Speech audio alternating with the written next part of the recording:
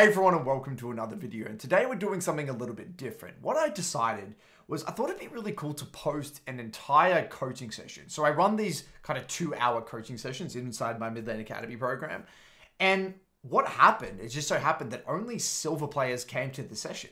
So I did 4 silver reviews in a row. A lot of them were actually silver 4 as well. We had a Lux game, I think it was a Syndra game, Annie game, I think it was an Ekko game.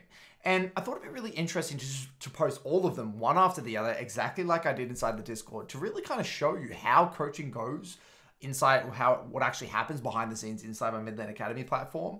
I end up covering a wide variety of topics. I think some of them were more focused on the early lane. Some of them were focused on champ specifics. Some of them were focusing on mid-game, translational leads, threat assessment. There was a whole host of different topics. So look, if you are a lower elo player, you're a bronze, silver, gold, I'm sure there's going to be something in here for you that you could take away and implement into your own games. Now, before we go ahead and jump into that, I wanted to share with you, and I guess it's a bit of an exciting announcement for me. You know, I've actually spent a lot of time redoing my website. And as you can see, it's pretty amazing. I'm really, really proud of this. I put a lot of effort into this. So basically, this is what the new Mid-Lane Academy site looks like. And just to give you guys a bit of a walkthrough, what I've done is that I've just really streamlined the actual, the UI and make it a lot easier for you guys to actually digest the content from my site. So I'm just going to do a bit of a walkthrough here quickly. You know, on the dashboard here, you can go ahead and select your champion. That's going to navigate you to the guides that I do inside the platform.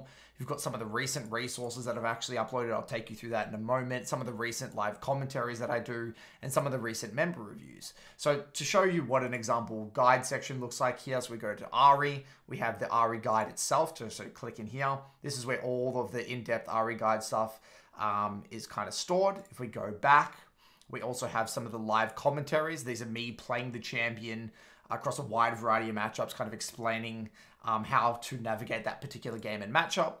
And then we also have all of the reviews for that specific champion. So that's kind of this for each and every champion inside the program. We also have bonus resources that we've recently started compiling.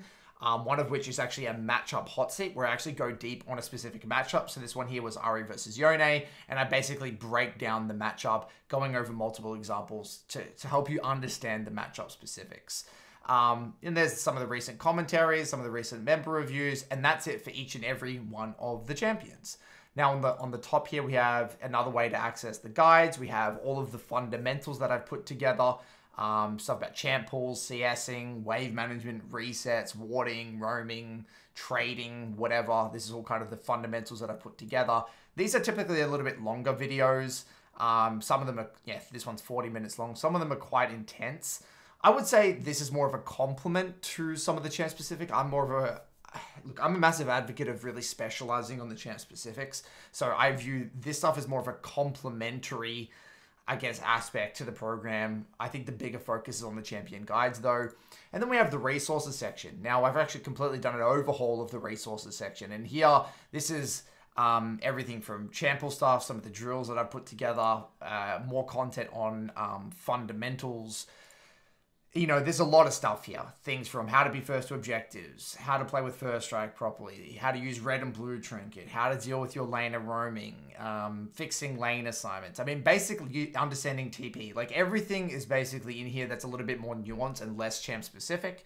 And then we have stuff related to process, stuff related to psychology and mindset, stuff relating to reviewing, developing a better relationship with the game. It's all in here. So I put up, this is, I guess, a lot of my articles kind of compiled over a decent amount of time. And then we have the schedule when we run the coaching, and then some of the principles that are very important to us here at the Mid-Lane Academy. So I'm very proud of the work we put into to put this together. If you're interested in the program, I'll leave a link in the description below. Otherwise, let's go ahead and take a look at some of these recent coaching sessions. Cheers, guys. So, we have ourselves here a silver 2. Let me just share my screen. Sorry, one moment. All right, so we've got ourselves a silver 2. Lux main, Diana main. Okay, so we've got a combination of Lux and Diana here. We have been silver for quite a few seasons. Let me just take a look here quickly about your history. So, beta, a little bit of Lux split 1. Little bit of diner on that split. Not really much there. Not really much there. Okay, so we had a bit of a hiatus from the game, it seemed like, for a while. And we kind of came back slowly at the end of Season 13. Okay, so what did you want to look for in this VOD? Why this VOD? What do I need to know heading into this one? So currently my like main learning objectives were just like definitely ability usage because I feel like I'm like lack patience with it, and I feel like that's really like affects just like has a ripple effect throughout the game where the enemy mid laner isn't as like lower as they should be, and then I'm kind of losing priority. This game is a little bit interesting because it doesn't go particularly bad, but I still end up losing, and I was just like very confused because I couldn't figure out what exactly led up to it, Okay. and I feel like when it's more of like a chaotic game, I can kind of see like the obvious things, but this was a very like I looked at it a few times and I'm like I'm still not exactly sure what exactly happened. Okay, Um, let's get into it then. So number one, when you're playing Lux and you're in a mage v mage matchup, you always want to shove and you want to get level 2 first. So the first thing that you should do straight away heading into the lane is auto the wave. Auto, auto, auto, auto. Auto, auto, auto, auto. And so the more you get shove into mages, the easier your life is going to be because they're going to be reacting to waves. You're going to usually have a bit of a minion advantage. That's going to give you more safety. It's going to be easier for you to ward and lean. Everything becomes easier when you're able to shove in the enemy. Now, okay. sometimes it's hard to get shove, but if you notice how in this scenario, this ASOL's asleep at the keyboard. They're not even in the lane yet, so you could have already had 2 or 3 autos on the wave level 1, which would have secured your, I guess, minion advantage from the get-go. Does that make sense? Yep, that makes plenty of sense. I feel like sometimes my CS is a little bit not ideal, so sometimes a little worried I'm gonna mess up the rhythm. Okay, the reason But that makes more that's sense. yeah, so the way you would combat that when you're autoing these minions, you would definitively auto one. You wouldn't just go auto, auto, auto, auto, auto, auto. You pick one. So what you do is you actively layer the minion's HP. So then this one would be significantly lower than that one, and then that one would be lower than that one. So there is no problem with last hitting. That makes sense. Now, also level 1, what you want to be doing, because you're a Lux and you have a pretty strong early lane here into the ASOL, you'd want to send outside the wave, or just posture it up a little bit more aggressively, and then looking for E's from the get-go, just to proc your Comet and your Scorch and your Mana Flow. There's no reason to not be using your E already. You don't really ever want to be sitting on full mana. Okay, that makes sense, yes. Because I'm like, I don't know. So now we're actually on the back foot. We're going to be reacting to waves, which is going to make your lane a little bit harder. Okay. Yep, nice little E there.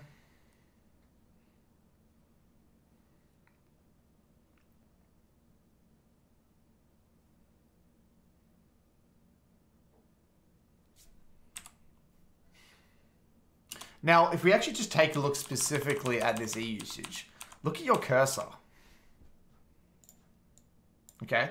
Now, when it comes to Lux E usage, because it's such a wide projectile, what you have to do is aim it just at the character. Now, the way League is coded is that you don't really want to aim it at the head of like this person or the tail. You want to, the way you want to think about it is imagine there's a line that goes in the middle of the character directly downwards. So a lot of the time you will kind of want to aim like kind of at the shadow more than anything. So the shadow is actually the real kind of location. So I would actually kind of aim it like there. Okay, I see. Yeah, I tend to I noticed that was one of the other things I was looking at a lot is just my cursor to like position because I feel like that happens a lot where it's like in the area, but it just misses them, and then they kind of get out for free. Yeah, and actually, and this goes to everyone on the call, if you find as though that's an actual problem and your cursor control and mouse control specifically is not where it needs to be, what I would suggest is actually spending time in LoL Dodge Game. LoL Dodge Game specifically focuses on that skill.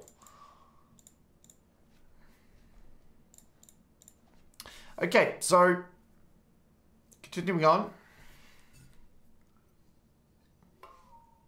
So notice how this is just uncomfortable. We're getting shoved in, which makes it harder for us to CS. It adds actually more, it's easier for ASOL. It's very hard for us. Now again, let's just take a look at this E. This E, just in terms of, let's just get specific in terms of the way you cast this E. Just want to make it very, very clear. Let's go back. When do we cast it? Where is your cursor? I can't even see it. Yeah, I was like, I don't even actually know where it is. Where is it? Oh, wait, did you just cast it? Oh no, well, actually one was not too bad. It was actually, again, this one's not too bad. I can see it. This one's actually all right. Yeah, I was trying to go for like a high quality one, but yeah, it's okay. A little bit. Auto. So I'd be constantly autoing the wave. Yeah, nice little E there again. Beautiful.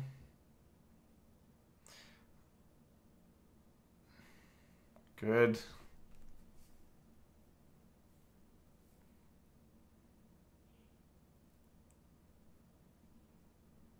Okay, just a few little details here. I'm assuming you saw the scanner here, right?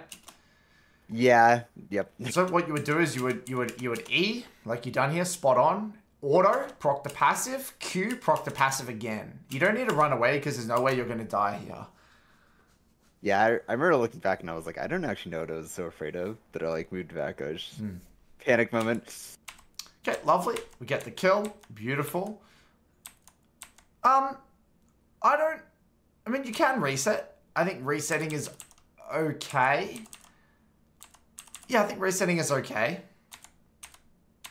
Yeah, I'm sometimes a little iffy on my resets just because I felt like if it's like shoved in and they're kind of backed up, sometimes I just take that opportunity to just back, but I'm never sure if that's really the right position or if I should just try to punish them while they're farming under tower.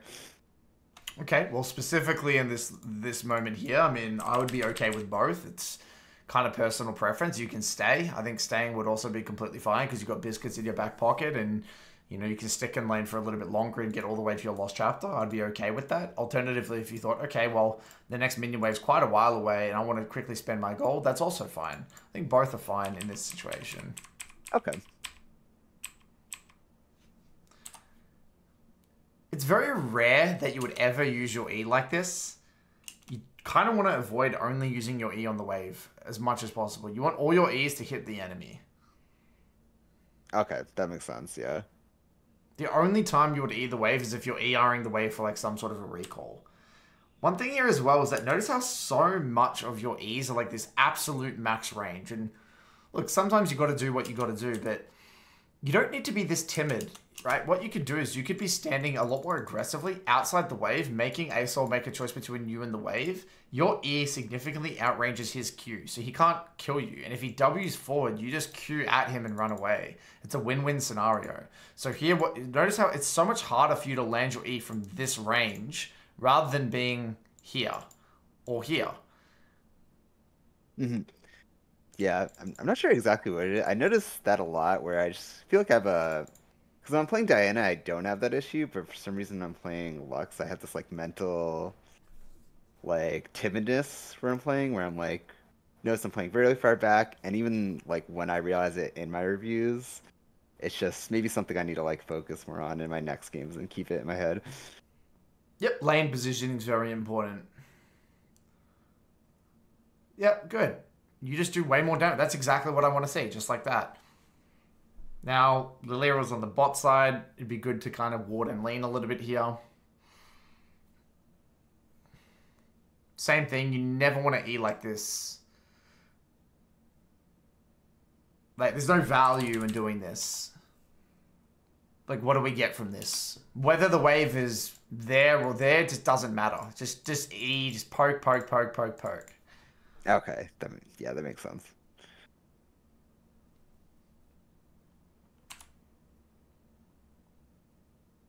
Okay, nice little E there. Good ward. Now notice, look at your positioning. So you've done step one, which is get the ward. Step number two is we lean. Now take a look at your positioning, what you do here. See how you're standing in the middle of the lane like this? So yeah. now you're getting sucked into the E, and you can't really punish. So again, if you're here, it's just so much more pressure onto this guy.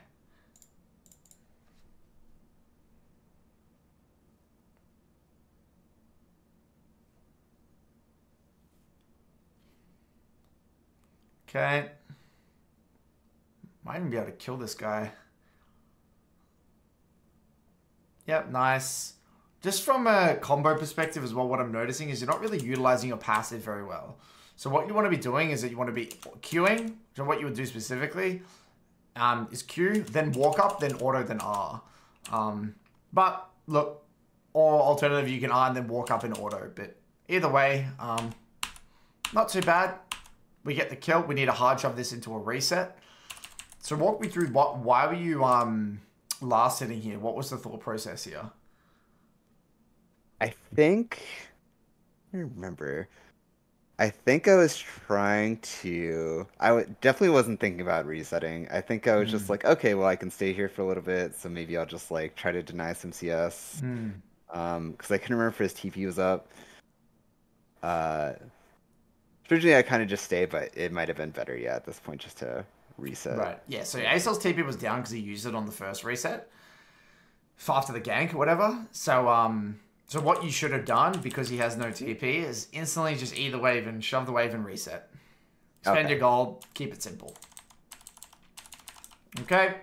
ASL comes back. You need to... I mean, look, now what, I guess, because we've messed up our reset, now what I would do is be like, okay, I need to ER a wave into a reset. I wouldn't really want to use my combo on the ASOL because then I'm not really going to be able to recall. And you're just going to be sitting in lane kind of on a lot of gold. But, okay, we take some okay trades. Okay. ASOL dies.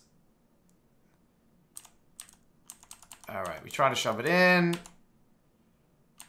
And we just narrowly escape. So just some reset problems there. We'll have to come back to that. So it's just kind of what I expect. In Silver, typically what I'm noticing a lot is just really poor fundamentals. You know, and this is really what the Silver rank is all about. It's really starting to bolster up fundamentals and understand how the fundamentals make your life a lot easier, whether it be your warding and leaning, your lane positioning, timing ease with last hits, resets, you know, all that good stuff. Yeah, absolutely. Alright, so all we got to do is just keep autoing, and just keep poking this ASOL down. If he starts queuing you, you can queue him. You're in a very good position here. We can just destroy him in trades. Yeah, but I don't mind that. I guess I could see you were trying to time it with a last hit or something, so that's okay. Same thing with the positioning, just constantly inside the wave.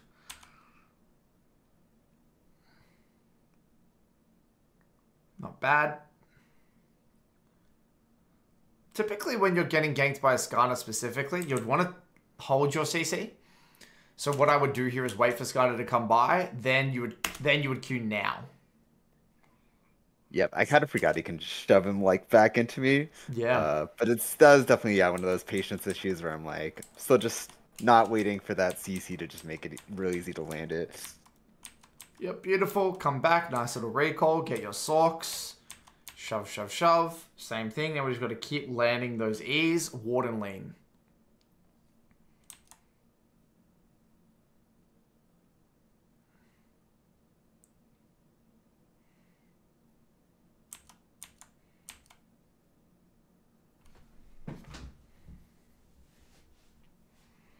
Yeah, and it's kind of like, you know, similar thing over and over again is that just very defensive posturing, being overly scared. And because a Lux has hard CC, you never really need to be scared of getting run down. It's not like you're an Orianna that has no kind of reliable self-peel. And that's actually massively, you know, lowering the likelihood of you landing good quality E's because you're standing so far away. That makes a lot of sense, yeah. And I kind of think about it more like that. I think I'm always like super hyper worried about like ganks, but I'm also not warding, so it's kind of also counterintuitive. Yeah. Exactly. And warding leaning makes it safer because then you can lean heavier. And the fact that we're losing prio at this stage in the lane as a 2-0 Lux is unacceptable. We should have complete control. This guy should be catching waves under tower. We should be having first move. We should be warding and leaning. You know, now it's the other way around. We're the ones reacting to waves. Our adaptability is going down the window. We can't, you know, ASOL can move to plays. We can't do shit. So, yep, there we are. There's that beautiful ward. And now, again, this is where I want to see. Yep, beautiful ease. Good, good, good. So you have that ward on top side. It'd be good to lean on top side. Okay. Try to complement our jungler here and see what we can get done. That's flash. That's a Q angle. Good attempt. Okay.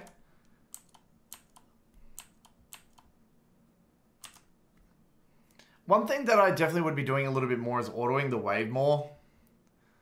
So rather than keeping the wave neutral, just always slow build. Try to slow build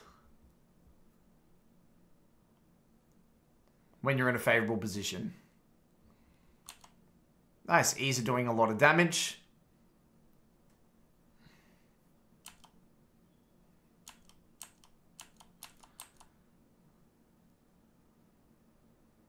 Yep. Beautiful.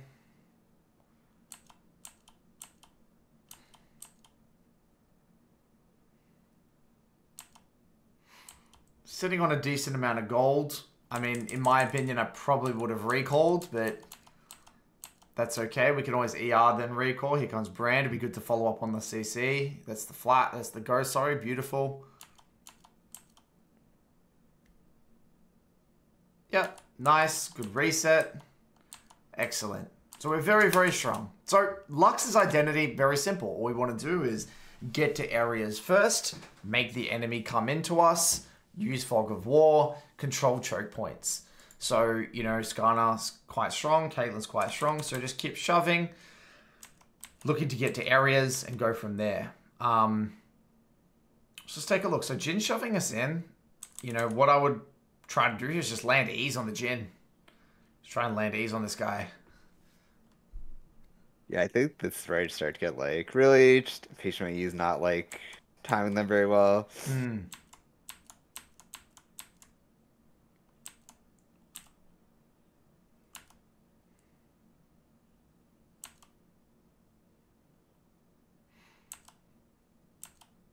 Okay, looks like your team is fighting around the neutral. We love this as a Lux. Yeah, I like your positioning here, sitting around the edges. Beautiful. Go back mid, shove. I like that sequence. Well done.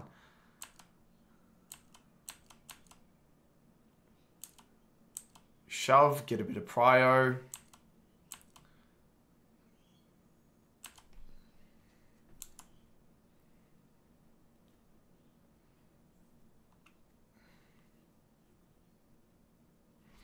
Make a note. There's actually a few pieces of content that I want to make in the Lux. I'm gonna actually make a note here now so I don't forget.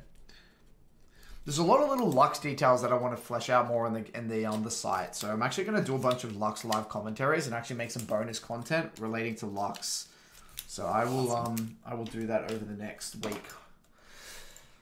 Okay. So Brand comes by, unfortunately misses the stun. We try to go for a Q, burn the flash. That's great. Beautiful. Rift mid. Excellent.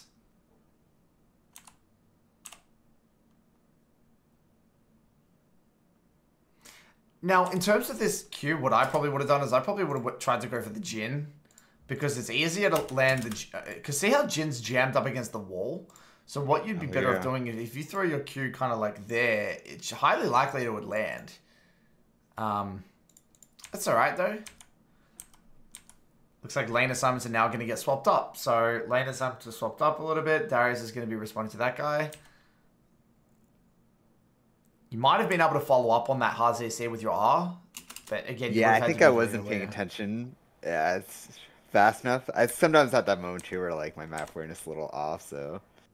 I'll like see a CC and I'm like, oh my god, I can't even. I just be like, oh, I missed it, and just don't even go for it. Nice. The enemy run at you. We love that as a Lux. We don't need to respond to a side lane yet, purely because the wave is really deep on top, so we can just chill and siege a little bit. Great, well done. Good little reset angle here. Beautiful.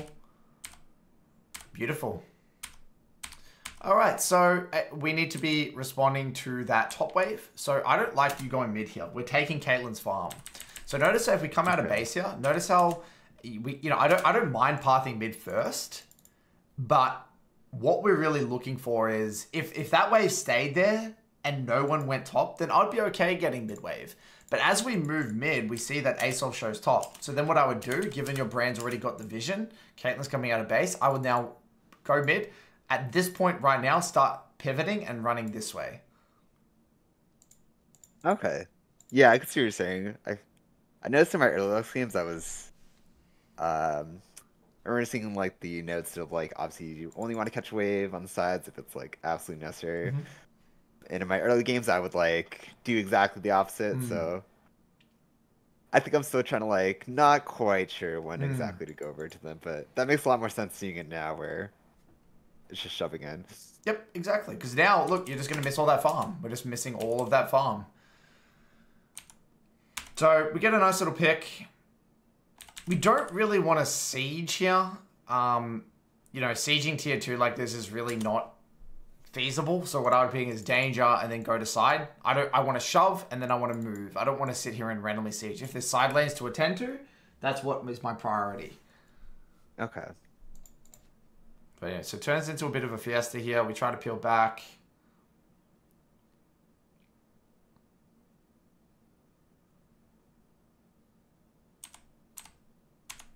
Okay, covering mid, I guess, here is okay, since Caitlyn's dead, so we can maybe catch a mid wave. It's going to be hard to kill a Gwen like that. So this is really just a low percentage, right? Because how are you going to kill Gwen like this? She's running away, she's got mobility, it's really hard. So what I would prefer is you just stay mid, stay focused on protecting the tower. Your entire goal is really simple as Lux. It's group mid when you need to group mid, when there's no sideways to attend to. If there's sideways to attend to, you need to go to side, shove it out, and then be there for the neutral objectives. Constantly shove, move, right? The more you run around the map like this, it's just really not good. So anyway, so they get mid tower because we roam. We can't really go top anymore because we've missed our window. We peel back with the Caitlyn. Okay, Dragon's the next objective. Yeah, you ping that, beautiful. Caitlyn's dead, so I guess I don't mind you covering mid here. Looks like I'm assuming you thought your Q landed here, so I can understand that. Yeah, I went a little bit. Then I realized I was like, oh, I was kind of panicked it. Yeah, just have to hold your Q when Gwen's W is up like that, and then you would Q after the W expires. Yeah, I knew it, like, she couldn't be targeted, but I forgot that it just kind of invalidates everything. Yeah, and now the game's kind of just crumbling a little bit, and yeah.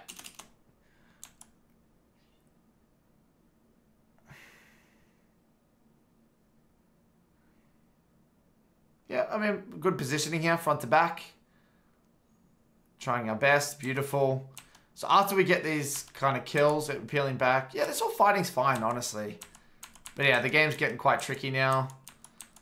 Good, good. And this is where you would shove, and you'd probably shove another one, and then you'd group. Yep, good, I like that, that's much better. We shove, and then we group. Peel back, make the enemy come to you. I love this.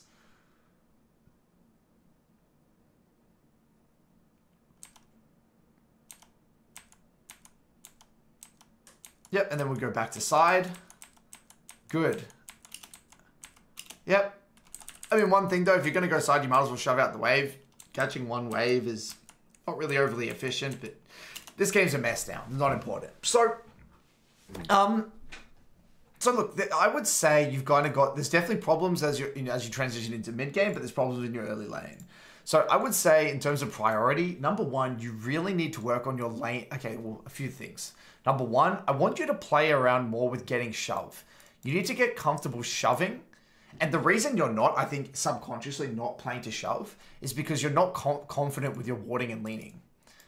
So I've seen this a lot with players in my time coaching, whereby their default response is to be passive in lane, and it's actually a byproduct, a subconscious byproduct of having suboptimal warding and leaning. So their band-aid solution, subconsciously, intuitively, is, oh, let's just not shove. And that's why you're probably not doing it, and that's highly likely the case. So what I would suggest is you need to shove more, auto, especially into mage matchups, into certain assassins maybe not, but into mage matchups. And then I want you to really focus on your warding and leaning. At all times, you need to be warding and literally positioning to one side in the lane, to that ward. Now, this is going to make everything easier for you. Number one, surviving ganks is going to be easier. Getting more prio and control is going to be easier. Landing your E's is going to be easier because you're going to be in closer proximity of the enemy and you can make them sweat for last hits. Everything becomes easier when you shove and you ward and you lean and you actually position to one side of the lane. This would be my number one major learning objective. Now, if you start to get the hang of this and you start to get comfortable with this and this starts to become, you know, something that you feel like you can do pretty confidently, then what I would do is I would start to then maybe play around with your mid game specifically, getting comfortable when the lane assignments break to go into the side, catch the waves, shove them out, and then group. This whole premise of shoving and then moving and then shoving and then moving is really important. When you actually look at a lot of my live commentaries in the mid game, you'll see that exact thing where like I go to the side, I shove it out and I move. I go to the side, I shove it out, and I move. And this will really make your life a lot easier when it comes to the mid game. I think your ability usage in fights is okay. I think your positioning is actually quite good. I think you actually understand that. But you're just not really in the right place. And the reason you're not really able to farm. And that's because your mid game lane assignments and like your ability to play the side is non-existent. Does that make sense? Yeah, no, I think that makes a lot of sense. I kind of like... I think this also clears up a lot of things too, because I was like, okay, I noticed this you at least like with the whole losing prio in every lane. And I'm like, this should be happening, but I don't know what I'm kind of like piece it together on my own. And the reason getting prio in the later stages as well matters a lot is because you can get first into the river. You can get first to these places, so they're coming into you rather than the other way around. A lot of my plays, when I'm winning with Lux, if I'm winning my 1v1, I mean, you know, obviously I'm still poking and trying to kill them or whatever. But let's say I have first move into the river and I know that the objective's coming up, then they have to run through me. And this is where I can control these chokes. I can be sitting in these bushes in between the waves. And if I see someone move through, boom, I can just assassinate them with the QER. But if you're getting shoved in and they're moving first, it's just so hard. You're just champion's useless. Yeah, it makes so much sense. So give all that a go. Give all this a crack. I think this should definitely change your gameplay. And then look, I think the only other thing that I'll keep an eye on is maybe look at your first 1 or 2 resets. And, you know, maybe just investigate the quality of these first 1 or 2 resets. And if you're unsure about the quality of them, chuck it in the VOD questions channel. Okay. Yeah, I think I'll definitely do that because that's something I'm never... I feel like all my resets are pretty unconfident unless it's like really obvious.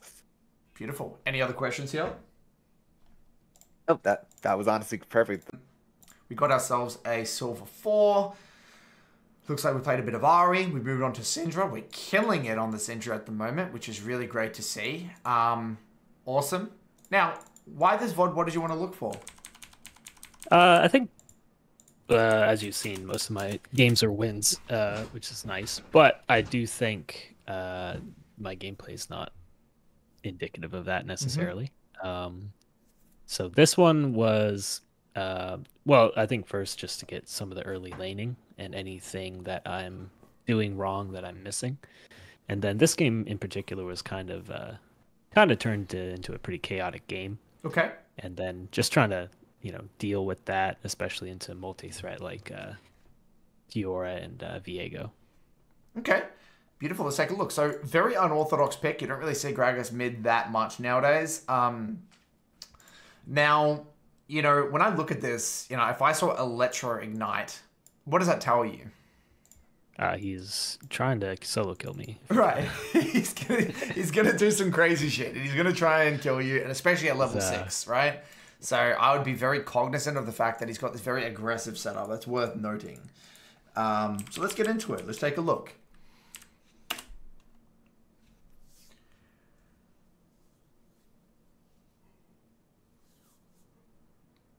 So it's very important that we just proc our first strike, you know, throw some Qs out, keep stacking up our passive.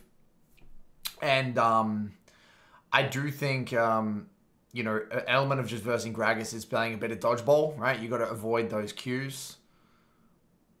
Whenever in doubt, keeping the wave in a relatively neutral state goes a very long way. I think you could be doing a better job trimming the waves and maybe potentially looking for some high value Qs to trim out the wave a little bit.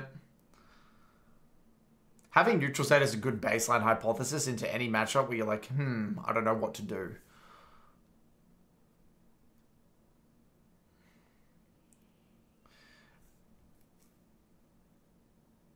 Okay, beautiful little high value QE there. Well done. I can see how you're a little bit nervous getting hit by ability. So, look, I don't want to knock you too much here because again, it's an unorthodox mid pick. You haven't versed it before. You're probably, you know, more inclined to be on the side of being conservative, which I do respect. So, I think that's fine. I think I was mainly just worried about him eating onto me, but yeah, he's not the best Gragas I've seen, as you. Well, I do think it's very hard for I do think it's very hard for Gragas to randomly E onto you. Yeah, yeah.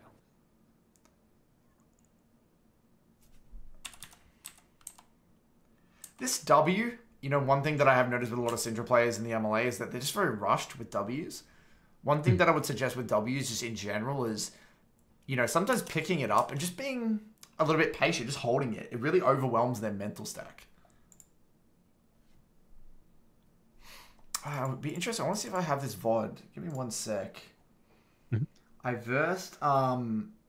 versed a really, really good... so it's a pro player, right? He went to NAs. He played for 100 Thieves, Ryoma. And he's from OS. And I wanted to show you, just from a Syndra... I played Tristana into his Syndra. I just want to show you the quality of his Ws. Let's get into this here. There's like one thing I just want to quickly show you. So his Qs are really, I mean, annoying. He's got great spacing. He's just really hard to deal with. But notice how he picks it up. And see how he's just holding it? And it puts so much pressure on me. And this is really, because now what he does is that he knows. He can get the cannon. Yeah, exactly. Too. Well, so what he's actually doing, he's actually doing multiple things. He's creating space with the W to secure his farm. Because he knows that I am more inclined to run away from him when he has W, right? So he's actually creating space for him to last hit. And he's putting pressure on me to get this last hit.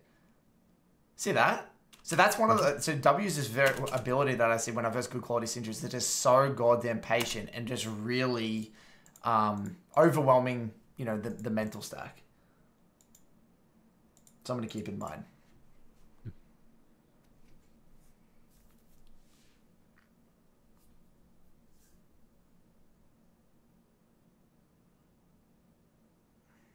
Yeah, same thing, but not too bad. So you're doing a pretty good job. I mean, for a baseline hypothesis, you know, you're landing a decent amount of damage, proccing your passive on repeat, proccing your first strike. I like it.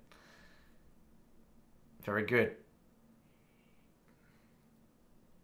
Wave's in a pretty relaxed position.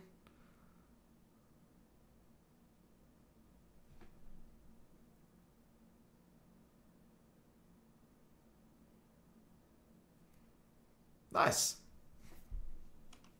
Looks like Viego's cross-mapping. We're chilling.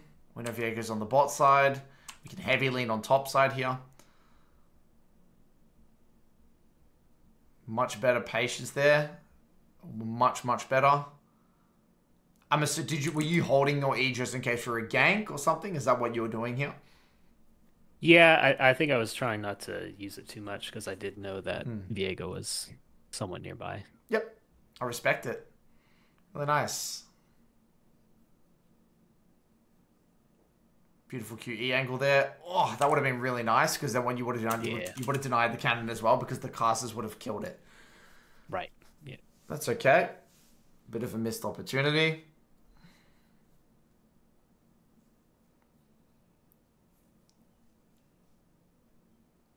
Yeah, look, there's a lot of mistrading windows and, you know, there's an argument can be made that you've probably been a little bit overly conservative, but look, again, I think it's really hard to know how to play the matchup when you haven't really played it before. So I'm okay with this. All right, so we've got a decent amount of gold. I'd definitely be trying to get this wave out and get myself a recall. Cancel the base. Nice. Here comes Viego. Collect this wave. We shove the next one. Nice little quick recall. If it were me, personally, by the way, what I would have done is I would have got this minion here, and then I would have started my recall right in place. Yeah. I just would have started it here. I think I'm always a little too hesitant to recall when the wave's kind of in a neutral state.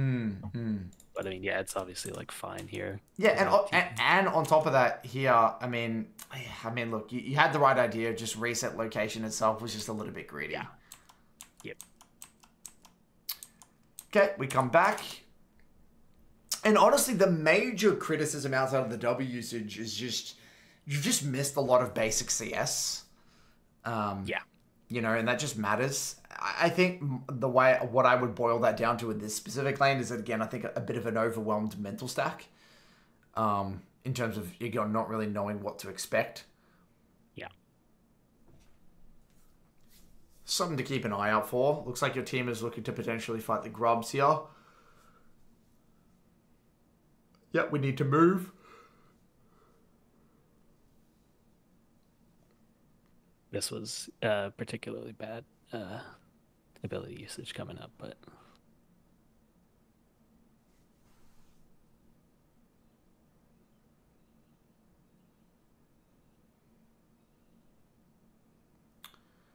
yeah. Okay. I will say it's not often I feel like I deserve a question mark ping, but that was definitely one of the times. That was really bad. Okay, so there's a few little details here. Number one, I want to talk about one of my philosophies when playing Control Mages. I was actually going to talk about this before with Dorothy's review, but I might as well talk about it here. When I'm playing in a mobile mage, one of the first things I love to do when I TP back, especially off a good reset, I got my Lost Chapter, I'm thinking, fuck yeah, ready to go, it's go time. What I want to do is I want to get a wave out, and I want to start warding and leaning. A common thing I notice, and a key difference between my gameplay and a lot of other clients' gameplay, is that they TP back, and they just chill. They will just hold the wave here. And look, this for me as a mage just doesn't feel amazing because I don't feel confident to stand here or here. So what I would prefer straight away when I TP back, what I would have done is I would have hard shoved this wave. Now what that would do is I'd hard shove this wave, I would walk over here, get a ward on that ledge, and that would give me way more safety. It would allow me to be more aggressive with my positioning, and like I said with Dorothy's review, get in this guy's face. But also what it would do, it would allow me to like have kind of move. You know, I could respond to plays a lot easier. And so this is something I see a lot, and it's a very quick fix. But then I wouldn't just constantly hard shove waves, right? I wouldn't just do this on every single wave. I'm just doing it on the first one. Is that so basically just creating that warding window? Yeah, exactly. Establishing control. Establish the control first, and then that sets me up for the future. Now, the second thing is when Gragas goes missing like this, right? That's already a bit of a sign that they're looking to potentially do something, right? Like, why would he randomly run away? Right? So what I would do if I saw Gragas randomly run onto top side like this, my default response would be, okay, well, chances are he's either roaming top or they're doing grubs. Either way, you would hard shove that wave in and try and make him react. Yeah. So just a few little details there. So that's that. That's the setup. Now, when we're actually at the play, you're not in position to follow up on the stun. You're not there yet, right? So, I mean, look, you're probably a little bit too conservative with your positioning. Camping this bush doesn't really make a lot of sense when they're already on the neutral objective itself, because they're not going to be running at you, right? This bush is really good to camp when they're moving here. But camping this bush doesn't make sense when they're already on it. So I would say that's number one. You could have been closer. You probably could have followed up on the stun of the volley bear if you didn't hesitate with this bush camp. Number two, more often than not, again, because you're not following it with CC, look, it could have just been aimed better, but I think if you're unsure, it's good to just be, I would rather you be a little bit too conservative than rush it. Right. Because you're just missing that E is just such a massive cooldown. Now, the next problem is that after he escapes, right, it's very hard for us to kill the Gragas, isn't it? Yeah. Because he's already out. So what I would do is, instead of wasting my W on the Gragas because we can't kill, you need to shift your target. Focus Viega, yeah. Exactly. And so the philosophy, and this is a really important philosophy when it comes to any 2v2 and 3v3. When it comes to 2v2 and 3v3s, you always want to, your mindset should be, who are we bursting? Yeah. who are we bursting? You want to kill one person as fast as humanly possible. So my mindset is I need to make sure that I'm not spreading my damage across many targets. So here, boom, your team has turned onto the Viego, and then we should have used our W and everything on the Viego there. So our W, maybe even QR the Viego. And that would have, I think, made this whole sequence a lot better. But yeah, now it's kind of over.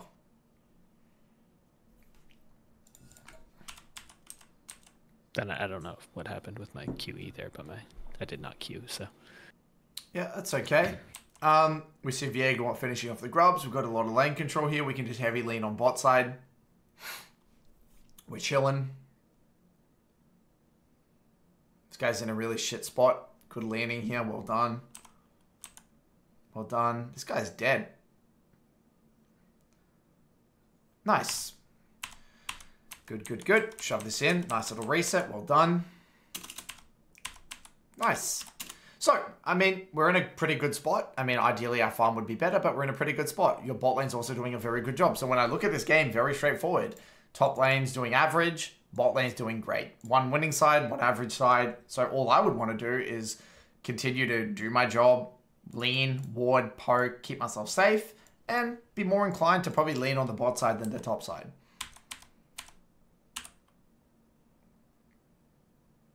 Was that your thought process, or did you have a bit of a different thing in mind? No, I'm pretty sure. Well, I definitely know now the Ezreal was a Smurf or something. They were very good, Right, but right. but yeah, I was definitely looking at them doing well. And Fiora was, I guess she wasn't doing that great, but Tom was a little behind. Take a look at this W. Yeah. What's the intention of this W? Yeah, no, I think I do this a lot where I just, it's like a Hail Mary, kind of pointless. Sometimes I'm just, This one as well. I probably use my W too much to just like, oh, I'll kill this minion, and if it hits, I'm great. Yeah. It's just It's a not... waste. You got to get out of that habit ASAP. Yeah. Because you got to remember, landing the slow of the W sets up everything else. Like here, for example, if you land the W here, so now he has no E, so he's useless. So what I would do is pick up a minion or a ball, throw the W, and then go for a QE.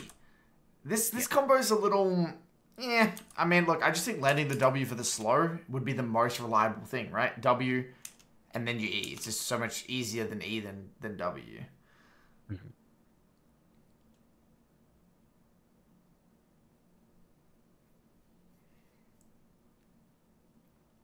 Just over and over and over, these W's are just quite sloppy. Okay, he goes for a bit of an all-in here. Should be fine.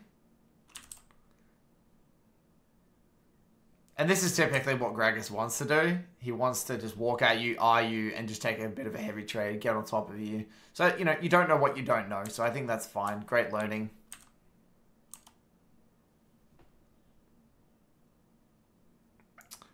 I love triple tonic on Syndra. I think it's so good. Yeah, that extra level is so useful. Nice, well played. So this one's, but you landed the W. As a result, you landed the QE. By the way, if you didn't land that W slow, you wouldn't have landed that QE, by the way. Nope. Yeah. So just, again, that just goes to show the power of landing your W. Nice. We're very, very, very strong now. Again, Ezreal's absolutely killing it. Yeah, at least you were a little bit more patient there. Again, I think you could have been a bit more poised in terms of timing your W with a last hit, because Gragas had already used Q, so his Q was on cooldown, so he had to walk up and bonk that wave with his W auto. Yeah, they're on Dragon. Not an easy Dragon for us to fight. What I would do is use this as a window to get some vision down, probably. You can, like, one-shot that Viego, quite honestly. I'm pretty sure you can. Watch. Yeah, with his build. Yeah, I might actually. I don't know what he... Yeah, he's very squishy. Like, he's... Oh, man, I guess you're not level 11. It wouldn't be... It would be close. I'd definitely go for a chunk either way. Nice little chunk. Well done. I've noticed, though, that your warding windows are really quite suboptimal and inconsistent. You're missing many, many warding windows. Because you've got to remember, warding is not just for you, it's for everyone. If you spot the jungler, even if you know where the jungler is, you're assuming that your team automatically knows. That's not always the case. Yeah. Warding is it's like a thing, it's like a tool to be a very high impact player. Extend advantages outside of your lane. Okay, this looks like a great little skirmish here. I like this one. Okay, so let's get into this one. So, typically, look, I would probably be more inclined to come from this direction with my volley, personally. It just feels safer to me. Yeah. Because think about it, right? If you're here, it feels like you're more committed to the river if you're there versus there. Because I feel like getting from there to your tower is a lot easier from getting, like, there. Because you have to loop around this, like, maze to get to the tower here, you know? Right. Yeah. I feel like that's just a safer position. But that's okay. Then the next thing that... And also, it's a bit annoying because you're kind of, like, having to deal with the Fiora here. But what I will say is that there was a beautiful QE angle that you missed.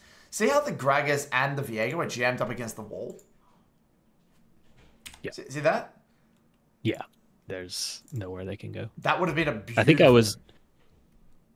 was trying to wait for him to W so that I guarantee hitting them both. I think I was worried about missing the Viego, but then I don't know what that flash was. But yeah, so, you know, it's hard. You did what you could. I would say my only criticism here with this one is that your E just doesn't make sense. You know, it's either you start with E or you just burst. It's like you do, but you do both. The Viego's already dead. Yeah, like you've overkilled by a mile. I was looking at his shutdown. Right, was probably also why I was just focusing him. Right, and then having your E here would have just been really nice, and then obviously the flash could have been optimized. So that's okay. Room for improvement with your skirmishing, that's for sure. It seems like some of the big room for improvement with your Syndra right now is mainly ability usage, from what it seems like, and a bit of warding. Yeah, this game was particularly bad with ability usage, but I think also just my early game skirmishes. It's something that I haven't been doing as much because I think I got into the habit of doing it too much, and then I might have overcompensated. So a lot of times, I won't even really commit to plays in the river early game. Okay, let's get into this one here. So walk me through this. I can explain. I did not see Fiora's health when he swallowed her, so I am like, I had already committed to TPing. I did not know she was about to die. I thought this was another 2v2. So this was I just completely missed that. Okay, that's all right. Yeah. Okay, then we decide to play for the tower. This is the bigger mistake. Well, it's all right. Fiora's dead. I don't mind it. I mean,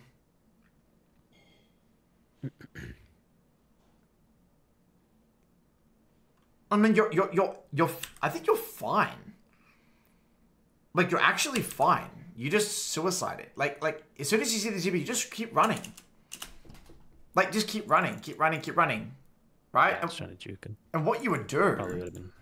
Right? What you would do is that, because we know where, look, if we just get specific, right? We know where Viego came from, right? Because Viego couldn't have come from here. You can see even the animation, right? So if you actually paid attention, we know Viego's come from here, right? And so what you would do is that I would actually throw out a Q behind me, just immediately. Like, roughly in that area, right? Whether it's here or something. And then and then I would actually then throw my Q and W behind me to hopefully try and get the slow to run. Now, the good thing if you run this way is that you could probably buy enough time for your E to come back up and just survive and then get under your tower. The problem with running up this way is that you're running away from Volibear. You're running towards your useless Tarm. It's just a very, a lower percentage play. This was a couple days ago. I think, to be honest, I think the Viego being there just completely surprised me, and I didn't even see that he came out of the bush. Yeah, that's fine. It's just a small little detail. So we end up going bot, which I like. Fiora's top. Your 80 carries support a chill in the mid. Gragas is dead. I like this. You shove all the way out. Then we can look for a shove and move here. Nice little stun. Yeah, I don't mind this sequence. I would say the only criticism I have is that it might have been good to maybe place some vision here. Like just, what I personally probably would have done is move like through here and then place a ward and run there. Or maybe even ward there from here. Just, you know, just give yourself a little bit of safety, but not too bad. Nice little... Would you, when you're pushed up like that, which bush would you say is probably the best to ward? Okay, look, you don't always have the luxury, right? But let's say the best case scenario. Best case scenario is that you would get a ward like at that intersection around here. Right. But you don't always gonna have that luxury. I think another great ward is that one on that ward, like kind of like the one I pointed out before, like that one. That wall there. I feel like it's really. Alternatively, above there. I think above there is actually really good because then you get there and there. I think that's a really good ward. So both of those would have been alright. But you still probably would have got chunked here anyway because Viego was in the bush, so that's fine. Yep, we loop through mid. I love this. Peel back on your Ezreal.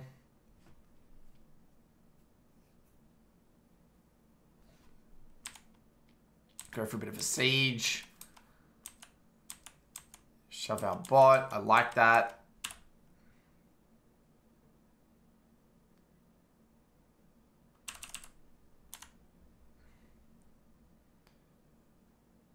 Yeah, it looks like you're getting a little bit bamboozled by the Viego movement speed. Maybe there. But yeah, I think I just that's okay. Not bad. underestimated. Not bad. So fast forward. I like honestly your mid game's been pretty good though. I like how you've actually actively been trying to get into the side and shove and move. I'm a fan. One thing that would make your life easier though, by the way, when you're especially in the mid game like this and you're playing for shove and move, is blue trinket. Okay. I really think blue trinket would go a long way for you. Yeah, I pretty much never swapped to blue on Syndra. But I can definitely start doing that. Now, in the mid game, again, notice how that wave, that wave on bot side, notice how it's in Narnia? It's really far away. Yeah. So what you would do is that you just run mid. Run mid. And then you can again pivot. You say, all right, well, maybe someone's responded to it, I can go later. But it's better to have that adaptability and just go mid. Right. Because look at this, you get all the way here and you're like, well, what's going on? And there's all this shit going on mid, but you have no adaptability because it's so hard for you to get to the play if you're already there. Right. And that's a play that you could have been at.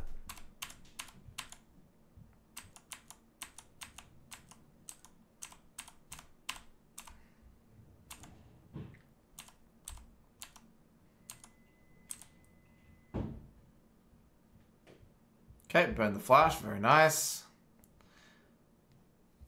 I actually don't mind going for the kill here, by the way. And the reason I don't mind it is that if you were to kill the jungler, you can probably Baron.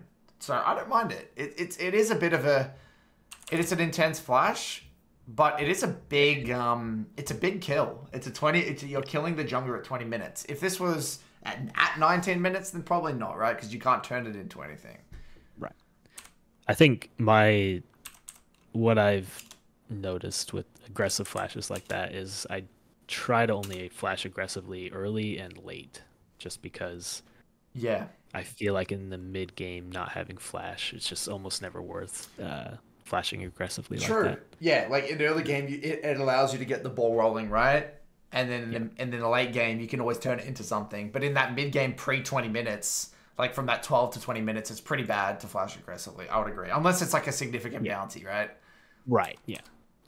So yeah, it looks like we get a bit complacent with the Gragas coming from the top side. We have to burn our flash. We've got Death Cap and base, very important. Yeah, I like going to the side here. The wave's in a reasonable position. We also have TP, so what I would do is run top, and then I would pan my camera mid, just in case something is needed. So the problem I have here is your camera panning. Look what's going on. There's nothing else for you to be thinking about, right? It's not overly mentally stimulating to be collecting this wave. You should be focusing on adaptability. You're just late, right? You could have been there. Yep. And quite honestly, if your Ezreal wasn't as good, this game would actually be very hard. Oh yeah, no. I think this is probably a loss. If Probably. He isn't, it'd be a very hard game. Because there's just so many moments where you've just been late to the play and not deployed on the map properly or not adapted, and your Ezra's just outplayed it. Yeah. Okay. Yeah, and the game looks relatively straightforward from here. Next objective is Dragon. We get to the neutral nice and early. It's a bit awkward because your team is not really playing for it. I guess maybe what you could have done is be a little bit more involved or a bit more intense with your pings to make it clear that you wanted your team to fight that. Kind of what you do here is a little bit strange because you're either doing one or two things. Are you contesting it or are you not? If you're contesting it, you're fighting with your team and we're moving in here and we're doing it together. If you're not, trade it off and run topside. Right. But what you do here is you just kind of spectate them doing the dragon, do a bit of a loop-de-doop around the jungle, then come back mid. There's just no point. You could have either helped Ezreal or ran topside or take control and try to get your team excited about contesting it. I don't really care which one you do. It's just like make a decision. You know? Yeah, it has to be one. Just has to be one. Yeah, just some Gragas threat assessment. I don't really want to worry too much about this. It's just Gragas in a nutshell, and it's just like, oh, okay, shit, yeah, Gragas great. When I have I almost dodged it. Yeah, it's good. It's good intention, but it's like, all right, I'm a no flash Syndra with no E. I need to be a lot more respectful. Yeah, definitely. Okay. So overall, mid game wise, not bad, not bad. I think there's a few moments where you could have deployed mid instead of side. And yes, there's a few moments where maybe your camera panning, you could have been a little bit more aware of what was happening when you were in the side with your TP. But mid-game, yeah, you just need some a few little refinements here and there. But I would say the bigger fish to fry, if you will, would be your ability usage in your skirmishes. Yeah. And W usage in lane. I'd say W usage in lane. Actually, no, I'd say three things. Ability usage in fights, so going over your major 2 or 3 skirmishes with an emphasis on your micro ability usage, target selection, all that good stuff. So that would be number 1. Number 2, I'd be really tightening up your W usage specifically in your lane and getting used to holding it and being a little bit more intentional with your W usage and really focusing on landing it rather than just throwing it out randomly. And then number 3 would be your warding windows. You know, you're just missing many, many warding windows. There's so many moments where you're sitting on 2 trinkets and just getting no value. Yeah. So warding windows would be really important. Yeah, my warding has always been a very weak point. Is there like something that you use as like, okay, this is my time to ward? Like obviously after the first reset, coming back to lane. Yeah. But is there like something you would suggest to just keep that more in mind? Yeah, totally. Okay, so number 1, basically, if I am trying to shove or contest early, I always try to get a ward out at around between 215 to 220. Okay. Somewhere in there. Or let's say 225. 215 to 225. Now, if I'm planning on getting shoved in, I ward level 1 on the Raptors. Then after that, that's your first ward. Then you reset, and then it's just usually on every stage. I'm just always warding and leaning, always warding and leaning. Now, one other way you can improve at this is that if you find yourself dying to a gank or blowing flash, an effective technique would be reverse engineering from this point. So let's say at minute 8, 15, you die to a gank or blow flash. You go back from that point and say, okay, well, when specifically, on what minion, on what wave was my warding window? That's helpful, yeah. Okay, so this is another good technique as well. So both of these, between those 2 things, that would be something that would give you a lot of value in your solo queue. Yeah, great. Cool. Any other questions about this one? No. I just wanted to get a baseline one in since I hadn't done a review with Syndra yet, so I'll take these in and try to hopefully keep that same win rate, but it'll probably drop a little bit. That's okay. Beautiful. Well, let me know if you have any other questions. Otherwise, yeah, if you have any other questions about skirmishes, whip it in the Void Question channel, whatever, and I'll be there to help you out, man. All right? Oh, one last one. I always prefer Lucidity boots. Okay.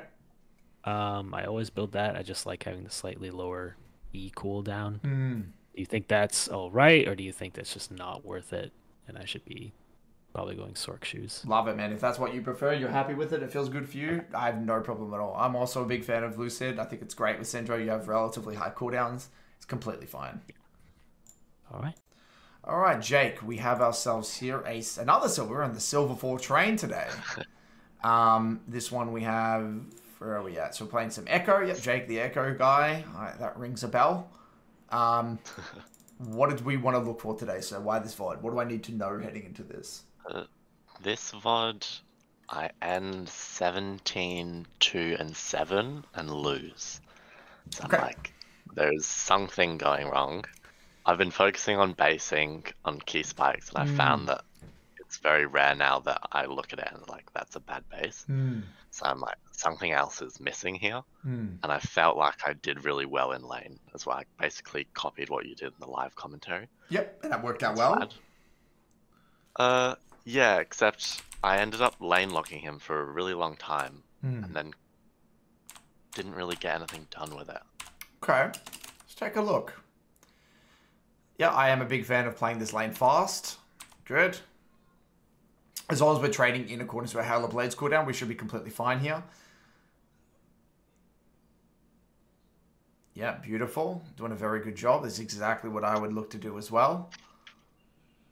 Every single time that Halo Blades is up, we're looking for a trade here. Round 3. Very, very close. I think I got a bit shy there, like I'm almost in tower range. Yeah, totally. Don't I wanna understand. do that. That's all good. Good attempt. Yeah, respecting that empowered Q that's about to come up. Excellent. This is another great opportunity. Again, EQ. I think I probably would have gone for the fast combo, by the way, over the slow combo, because Vlad is just so immobile, slow, easy to hit. So you just go for the straight EQ. You don't need to E, then wait, then Q. Okay. You know what I mean? Yeah.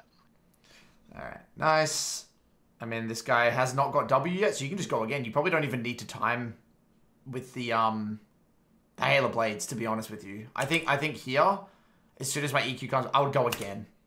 Like, I would EQ. Right. Like, ASAP. Yeah. Because I'd want to go in before he hits that level 3. You'd be able to burn his flash for sure there, if you wanted to.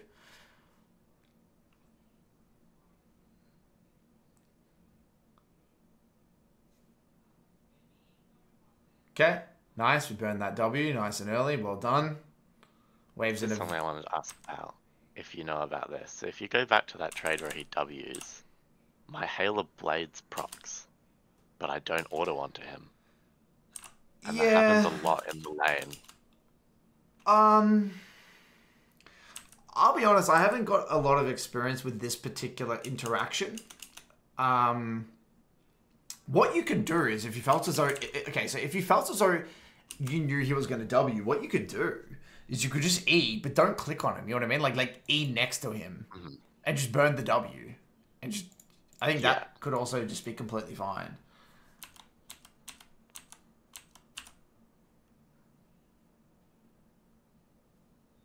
Yeah, I don't mind the Q here to trim out the wave. I think that's quite nice.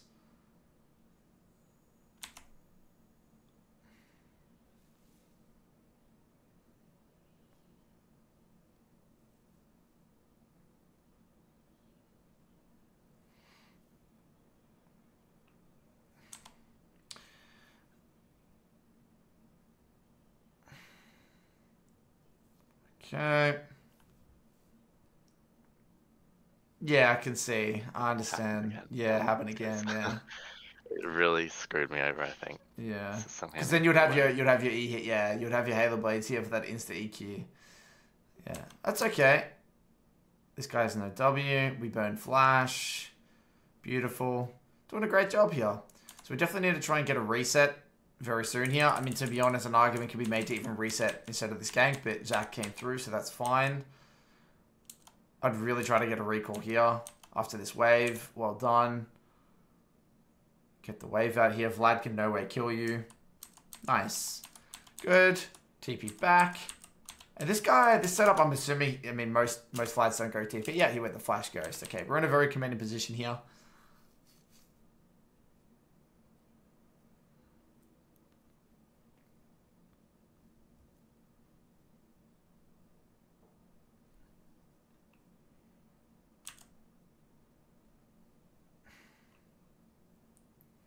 Okay, burn the W again.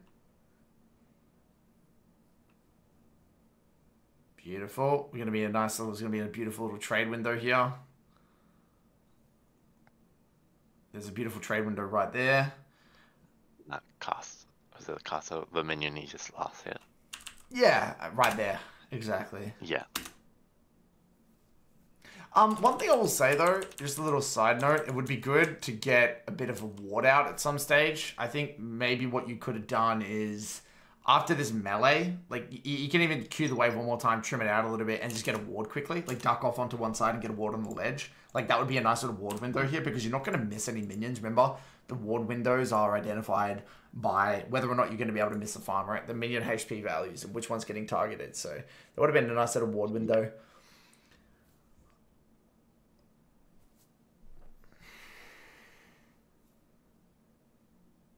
Maybe even missed an E angle here. Because you clipped him on both ends of the queue there. Yeah. Okay. Yeah.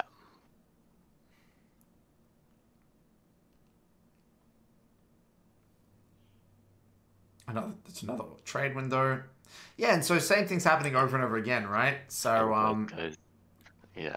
Yeah, so I think what we would do next time is just E to the side. Like, E like, towards him, but, like, don't click on his character. And then if he doesn't pull, then you would just reposition your E, you know?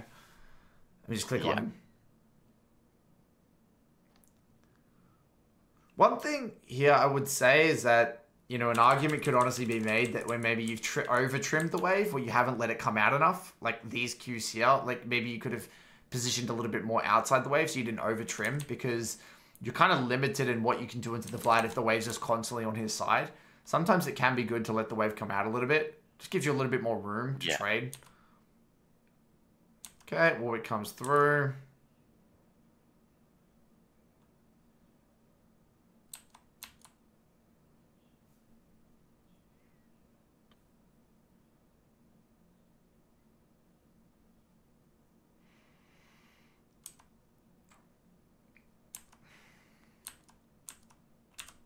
Okay, we're chilling. I'm assuming you're trying to save enough gold to get your alternator. Yeah. Get an alternator reset would be nice.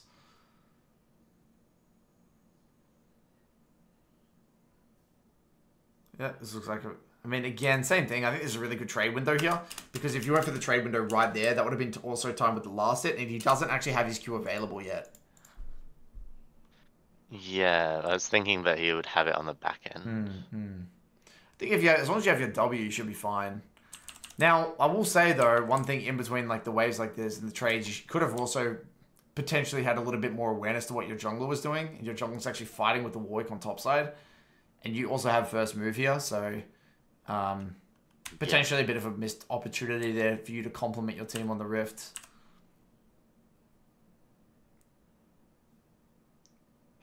That was good. Yeah, I really got nice. I used my E to reposition my Q to get the passive on the pullback.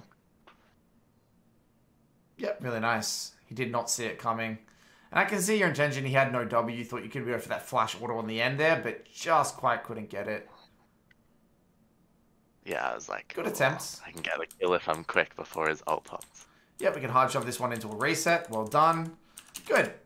So look, overall, not too bad. I think, look, if we were to let the wave come out a little bit more, maybe we didn't waste a bunch of those Halo Blade procs. We were tightening up some of those all-ins with time with last hits. May have been able to get a kill or force him out of lane, but not too bad, honestly. So if we take a look at the game state, bot's doing okay, top's doing okay, jungle's doing okay, game's looking pretty solid. And actually, just holistically, this is actually a pretty good Ekko game, right? There's not much hard CC. There's zero hard CC there. Yeah. Unreliable hard CC here. The only thing that's remotely annoying for you this game is just the Warwick, right? Yeah. It's like a dream scenario.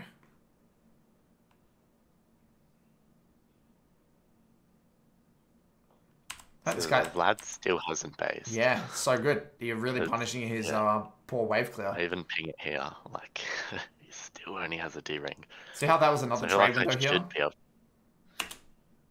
Yeah. These are the trades windows you're just real that hurting you, man. You need to take these like these.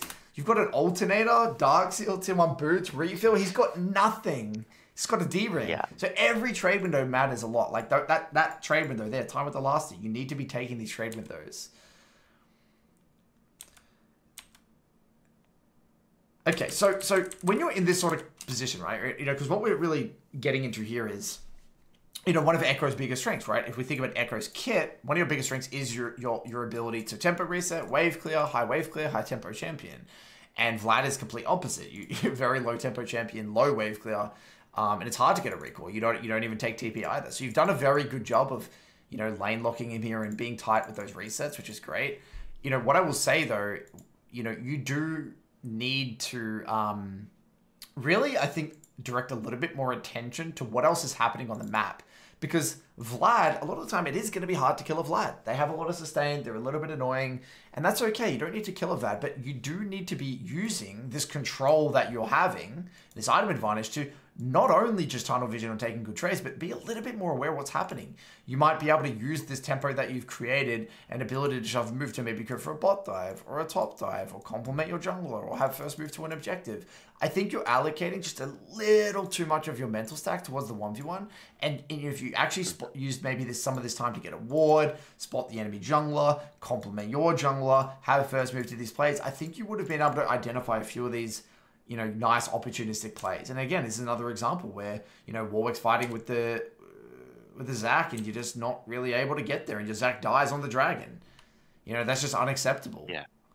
Think about it. Your bot lane had prio, you had prio, and you still weren't able to identify it, you know? So, something to keep in mind.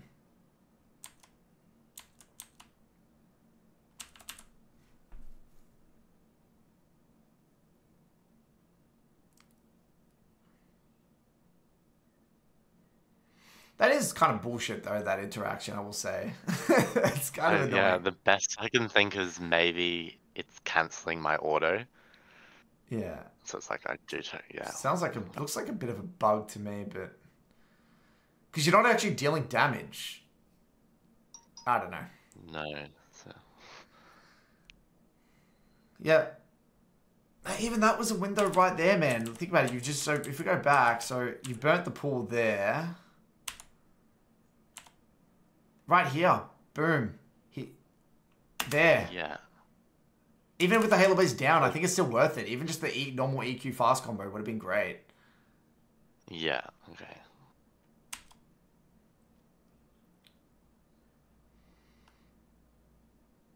Okay. Ward location, very average. I mean, honestly, what I'd be looking for here is shoving and looking for a roam play even. Like, you've got bot really shoved up. You've got great gank set up with the Ashe. Like, I think you're just tunnel visioning a little bit tight onto this Vlad. Again, you have the ability to shove and move really, really easily. At least hover, you know? Yeah. At least and especially in between the waves, man. You remember one of the things we spoke about before is you never want to be sitting in the middle of the lane like this. You always want to build the habit of hovering in between the waves. Yeah. All right, so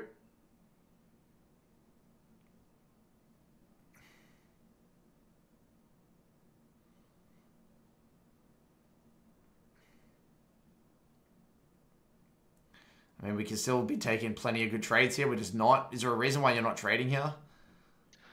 Just then it's because he had his empowered Q.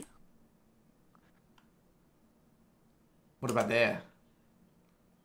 But then, yeah, there I could have. Yeah. Or there? Or there? Or Yeah. there? Because there's plenty of times I'm getting like the spacing advantage on him. But I'm not using it, yeah. Okay. Okay, making him react to waves. Your Renekton's getting all in on top side. We try to hover. Play's done.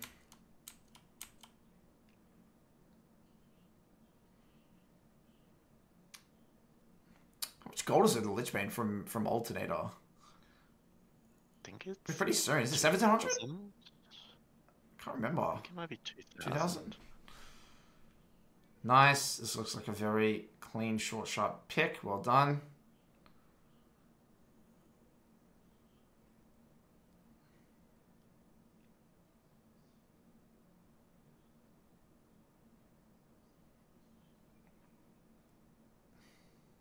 Nice. Okay.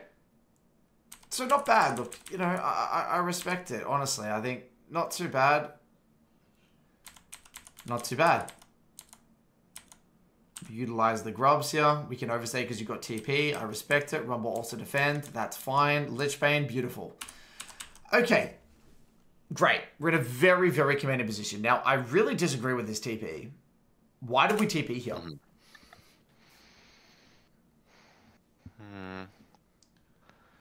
I'm not super sure. Right? And power TP as an Ekko, very important. You know, in my opinion, towers are going to be breaking relatively soon. And just in general, just having that adaptability with your TP is really important for Ekko because you're so good at being like, oh, there's a play bot, boom, I can TP and clean up. You're a skirmish-oriented champion. So I think that this TP is quite detrimental. It's going to lead to a lot of missed opportunities. Especially now since the map's opened up, right? Your Jhin even just got bot tower. Yeah. All right, so we get a bit of vision. I think swapping to sweeper at this stage of the game would also be quite nice because you're just going to be shoving and moving, shoving and getting prio and attending plays. Okay. Okay, let's get into this one here. So, if we go back, right? Let's go on the LoL state here. In terms of win conditions, who are the two people outside of yourself that you probably want to be playing around? Renekton, definitely. Yep. Possibly Jhin, depending on his scoreline. Yeah. Otherwise, Zach with his CC. So if we go back, I'm pretty sure your Jhin is doing a pretty good job. If you go back... I mean, I don't know when the last time you pressed tab was. It seemed like a while ago. I can't even remember last time you pressed tab. But I'm 90% sure that your Jhin is doing a very, very good job. Okay, here we go. Oh, there it was. Yeah. Let's take a look. Oh, yeah. So you got two very clear kind of secondary win conditions, right? People that you can fight with and complement. Now, as we fast forward, I mean, this whole shenanigans happens, you base, you come back, Renekton's dead. Who here is around us for us to fight with? Yeah. No one. Right? You're not fighting with your Renekton. You're not fighting with your Jhin. This is not your objective to contest. This is not ours. We don't need to. Honestly, what I would do is even run top, get into the side lane, get Jhin mid, use this as an opportunity to swap lane assignments, or vice versa, just run bot, but then get Zac to cover top or some shit. You could maybe do that. Maybe. But I just simply don't like playing for this fight because you're think about it. Reset has moved from top side. Vlad has moved from mid. You're fighting a 3v4 at best. And then even if it's a 3v4, it's basically now a 3v3 and you're not fighting with any of your secondary win conditions. Now, look, from the execution perspective, maybe your R could have maybe been a little bit more high value, but and look, maybe your W as well could have been a lot better. I mean, this W just doesn't make any sense. Why would they run into the pit if they see you? They're going to be running out of the pit. Yeah. So if you're going to W, it would probably be better off being someone like there, or you know, kind of anticipating that Rumble's going to run away that way. Probably could have been a lot better. But yeah, I think that the play is fundamentally just a bad macro play. Do you see where I'm coming from? Yeah. And just in general, like if I'm in this game, right, I'm in an Ekko and you know, the map's opening up, all I would care about, and this ties back to Ekko's reference words that we spoke about many times, is what do we want to do? We want to get into the side. Right? We want to shove, we want to move, and we want to create man advantages. So not only have you wasted your empowered TP, we've now missed our opportunity to get into the side lane and start shoving and moving, and that's our biggest advantage into Vlad. It's not the straight up 5v5, it's our ability to shove and move and make people react. So Renekton's able to TP in, you know, the play gets extended, Jhin comes in, so now you're playing with your team, it ends up working out. But notice that that's really not aligned with how you're going to win this game. Okay, so turns into a lot of chaos here. We end up picking up a few kills. Nice, nice, nice. All right, so this is where we need to get into the side lane. Look, I would say if we go all the way back here,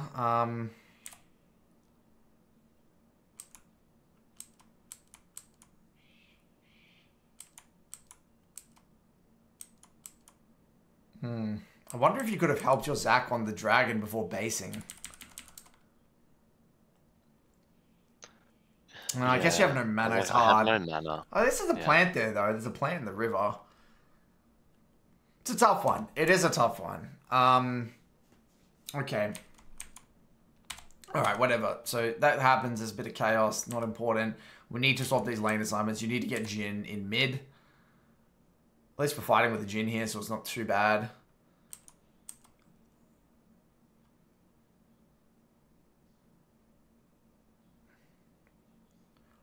We're getting very, very, very fed. 5-0, 6-0. Okay. So, let's see what we can do here. We're a strong Ekko, 10 stacks of Dark Seal, blue buff, empowered TP, it's go time. So, priority number 1 is, again, make people react. Ashe gets caught. Might be able to do something here with the Jhin. I like the peeling W here, not too bad. Yep, not bad at all. Nice.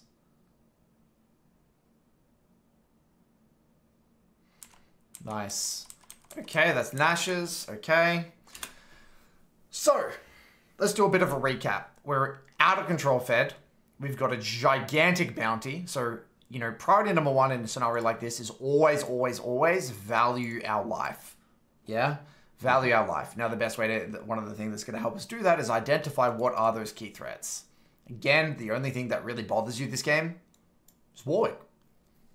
Everyone else is a piece of shit. You know, no one else, we don't really care about anyone else. So Warwick R and, you know, Fear is the only thing that we need to be concerned about. Now, the challenge we're going to face this game is that we're not going to be winning through dragons because the enemy have the first few dragons. So what I'd be looking to do is, again, get into the side lane, shove, make people react, kill them. You can beat both of these guys in the side lane if you want to, but you don't even have to fight the Vlad if you want to. You can just keep shoving and then looking for man advantages. And just doing that on repeat until we find windows to turn that into a Baron. So here's a classic example. You know, MF's now reacted to the wave. Now, if a play were to happen on the top side, we wouldn't mind it, right? Because we've got TP advantage. So we do TP in here.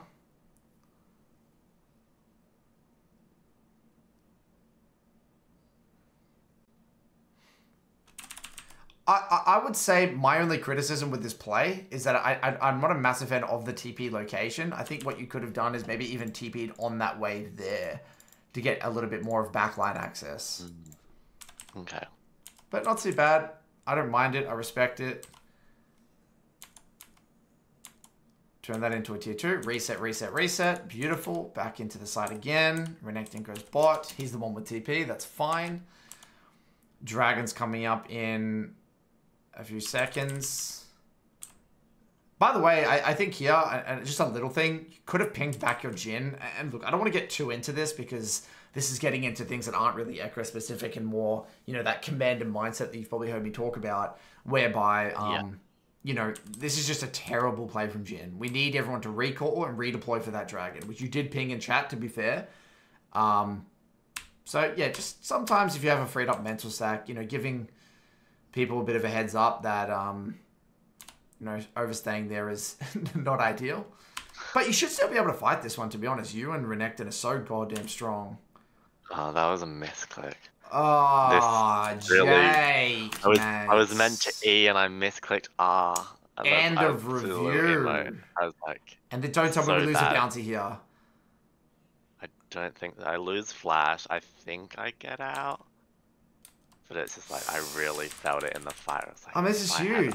Because think about it. If we have R here, we can play this way more aggressively. This is where you're W in. Yeah. Okay, for starters, where's the W? Yeah, that's a really good W. On top of the Zac, because he can keep them there. So that would be a 3-man stun probably here, by the way. If you actually W'd from here, there... Oh my god, dude, this is amazing. 3-man, it would be at least a 2-man stun. You wouldn't have to R. You could, oh, actually, you'd be able to stay here, stick onto them, Q, and then R to pop them. Yeah. This changes the game. No W, wasted R, no flash, and as a result, we lose the dragon. That whole sequence changes the game. And now we can't fight. We don't want this fight. Like, you got to be very, very, very careful here. If you die, this game's on you. This game's going to be incredibly hard to play. All right, so give. Just like that. Game just turned on its head. Yeah. They've got the access to Dragon Soul on the next dragon, so not ideal.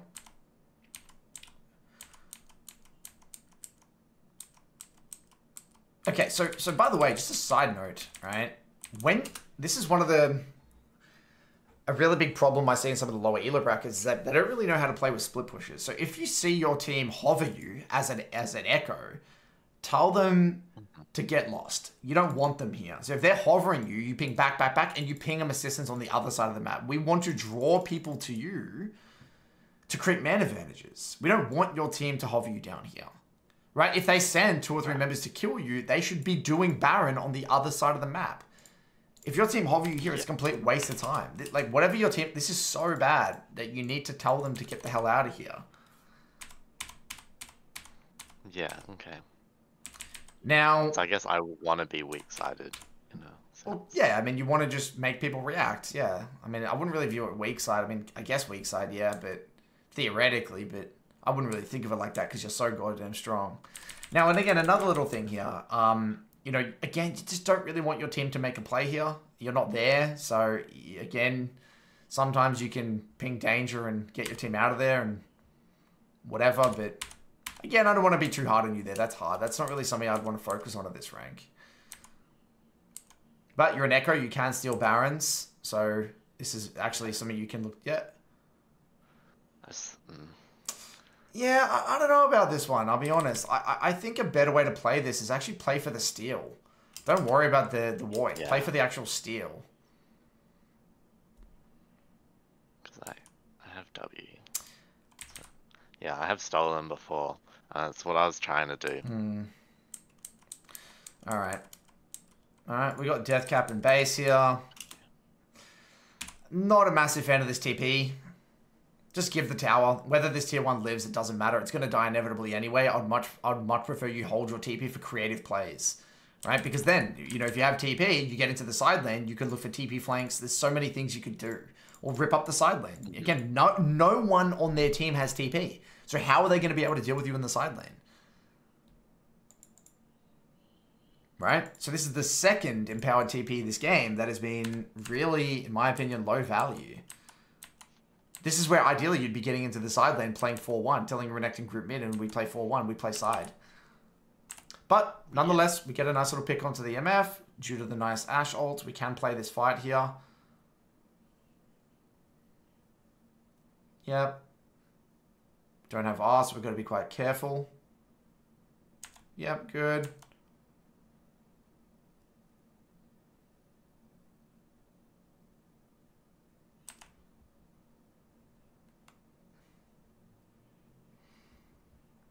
Alright, it's getting very messy. Dragon is the next objective here. We need to replenish our resources. But notice how every time you're in base, your team is fighting. Have you noticed that?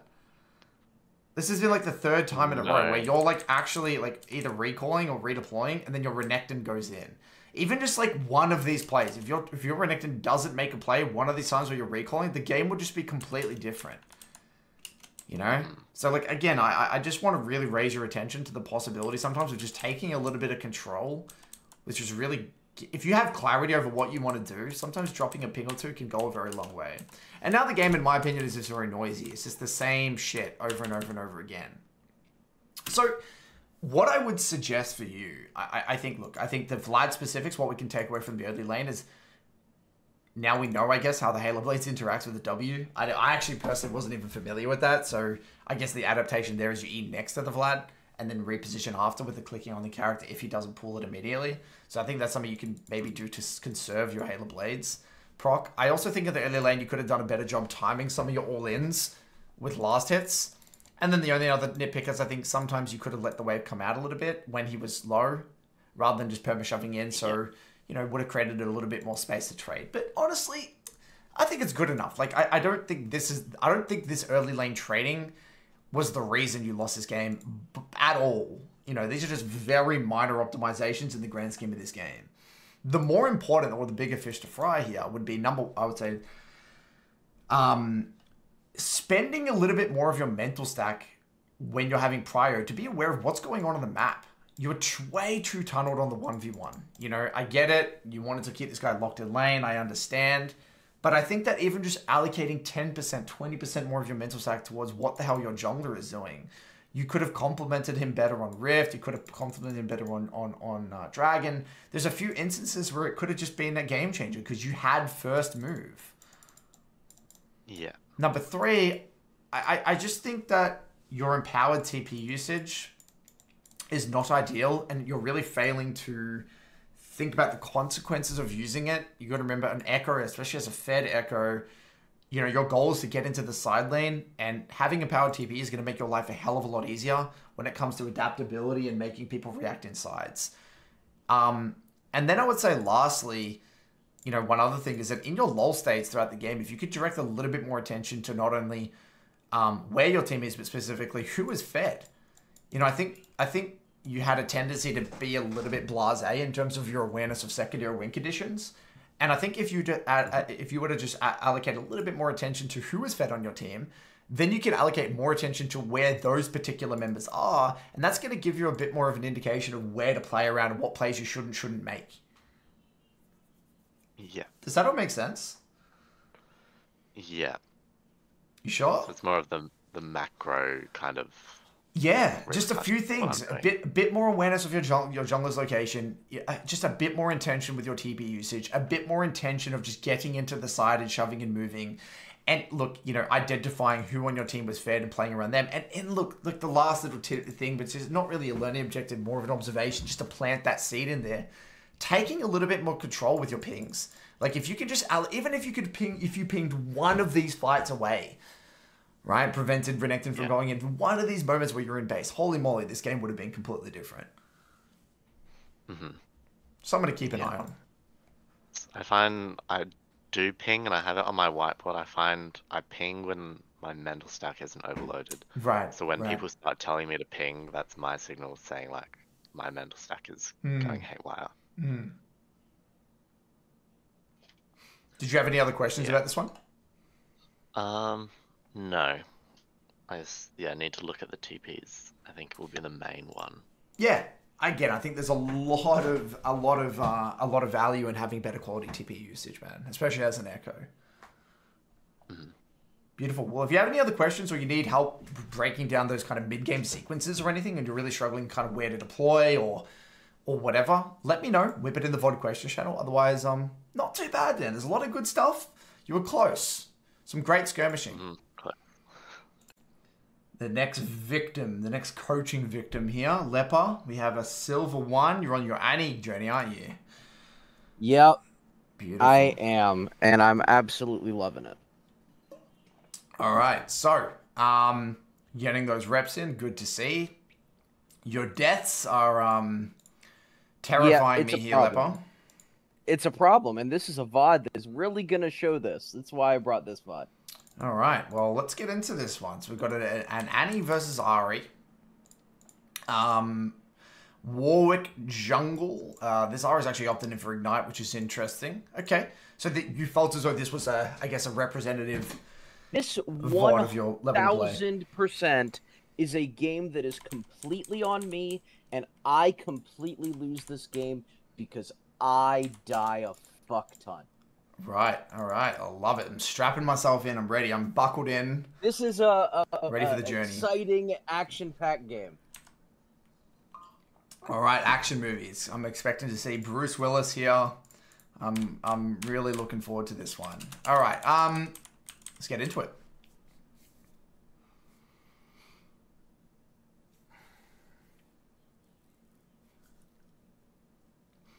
Okay.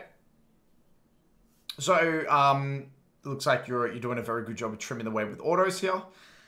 You've actually started E, which is interesting. Yeah, it's something that Necklace mentioned to me, and I wanted to try it here. because typically REs are going to start W, Hmm. and that's just going to kind of nullify that. And if I felt like I really wouldn't get a huge advantage of going Q level 1 here, Yeah, I and don't that mind it. E would be safer. That was my thoughts, at least. Yeah, I don't mind it. I think it's completely fine. Doing a very good job of CSing so far as well. You're not even having to use your ability so far. Well played. Very nice. Good ability use. Good last sitting here. I think that would have been a nice little ward window. There was actually a little bit of a sequence here. We'll see here if we get specific after these 2 minions right here. Boom. Boom. Ward. That would be nice. Okay. That's why those minions are nice and high HP. Not the end of the world, though. I never would have thought of that as a ward window, but it makes sense because there's nothing about to die. Yeah, exactly right. The HP values are very high. Very well done here. Yeah, nice reactive E usage there. I don't mind that trade. I think you did an okay job. I mean, considering you got hit by the charm, you know, you did react in time, luckily, and you were able to get the trade on the back end and proc that Electro. I don't mind that. My only criticism here is that, you know, maybe your movement could have been a little bit more chaotic. It could have been a little bit harder to hit. What you did specifically, though, is you actually walked up and you just planted yourself there and autoed the RE. Okay? Yeah. Now, you can do that sometimes if you've got minions to block incoming abilities, but more often than not, the way I view a lot of Annie's trading patterns is that you're kind of having to play a little bit of dodgeball and kind of bait out abilities first, then counter trade. I think counter trading is a big part of Annie's kind of identity. I get the counter trading aspect of it. Like the baiting out abilities is not something that I even think about or is comfortable. Yeah. Especially if I go further with her, it's something I'm gonna have to learn. Yeah, it's something that I really want to explore more in the program. I think it probably requires a separate video. Actually, you know what? I'm actually going to make a note. I will say from just my own experience, it was something back when I got to the MLA last year, right? When I hit gold and I had my big climb, I really got into like 1v1ing some of the diamond players in the MLA. Right. And I drove myself insane trying to like handle that, and I think it's really, really difficult and hard to think about. It is hard. It is. I agree. You're doing a very good job at the moment, though, with your last hits, man. Like, I'm impressed. Again, I put a lot of work nice. into What you did here, I mean, that was kind of, I don't know if it was intentional, but it wasn't intentional. I just saw her stop, and I was like, okay, this is what's coming. Yeah, but this is actually what it looks like. When you would walk up, you would pretend you're going to trade, like, oh, no, and then you walk away. Like, that's really, really good, classic baiting out of abilities right there. When I feel like I'm in the zone with her, right? Like, I don't know how to explain it. Like, I know you know what this is, where it's like, you're not even consciously thinking about these things. Flow state. You're just there with the character. And like I didn't ever really have that when I played Syndra. Like I had it more frequently with Annie than I did in the entire time that I played Syndra. Like, yeah. Nice little ward. I mean, unfortunately, the ward just wasn't. It just needed to be a pixel, like a hair, just above, because it's actually not giving you that full vision of the ledge. Okay. But good location though, fundamentally. But overall, I love your wave management. I do. I like you're really keeping the pressure up. You're trimming waves with autos. You're layering the minions quite beautifully. You know, you're not over CSing with your Q. You've done some beautiful reactive E's. For the most part, pretty. I mean, honestly, I'm pretty happy with the early lane, man. The early lane is not where I feel I struggle with her. That it's not, and I think this game does a good job. Like, I've put a lot of work, I feel, into like the first 5 minutes or so in trying to make things more consistent. And like, you helped a lot with that, just not playing her like she's a lane bully, but like playing her way more like she's a scaling burst mage, like she's going to annihilate people later. And so just trying to take control and having that idea that if it's not necessarily the best, but like if I'm at even state here, I'm going to be successful. And that's really helped.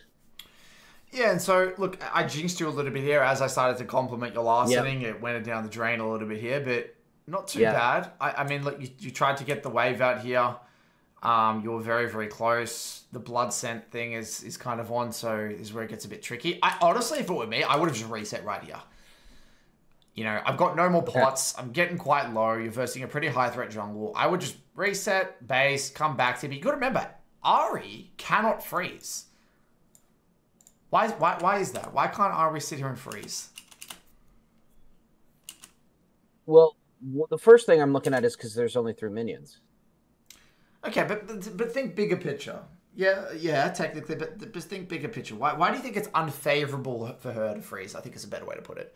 Because she doesn't. That's not what she wants to do. She wants to be moving places. In my idea of Ari, she wants to be putting me under my tower and then moving somewhere else to do a thing. What summoner did she go? Oh, she went Ignite, so she can't back and TP in. That's right. So if you were to base and TP, she's fucked. Yeah. She can't do anything. She's screwed. You would come back with full replenished resources, tier 1 boots, Dark Seal, whatever it is you want to buy. She'll be low on mana, no way to recall, and have to take a really, really bad base. That makes sense. So that's a really good way to punish no TP. Just quickly base and Okay. TP. I know I'm blinded here by how close I am to Lost Chapter. Right. Yeah, look, it's a luxury, right? If you can get it, you can get it, but you're getting quite low here. And especially since you're versing an Ignite laner, she could just flash charm, you know, you're in trouble. So, And I think, if I'm remembering this this was a couple days ago, that's basically what happens. I'm going to die here for my greed. yeah, and you got to remember when you're versing Ignite users, this is their edge over you. That, you know, they have that combat spell, so they want to get you low. Like, you're literally... I mean, you got very lucky there. You should have died. Yep. You were dead. You were actually dead there. Yep.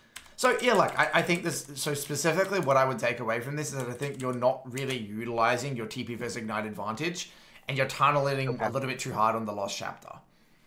Don't worry, no big deal. If you had not taken as much damage, and maybe the lane was... You're a bit more healthier, and so on and so forth, great, thumbs up, you can go. But go for the 1200, but... that's just not it, right? You just don't have that. You're versing an Ignite user, you're versing a relatively high threat jungler. It's just quite risky to do what you're doing right now. Alright, so he's trying to see us on the tower. Here comes Yi. Yi should be able to clean that up.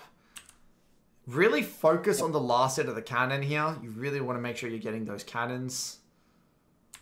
Lovely, we shoved that out. Beautiful, nice little reset. Okay. So we get away with murder.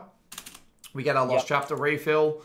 A lot going on here. As you can see, your team's on Dragon. So what do you think we should have done here if your team's on Dragon? Should I just path through the river, or not through the river, through the jungle, basically towards the dragon? Because I can't stay and help with the health and mana that I have. What summoner do you have, So, like, Leper?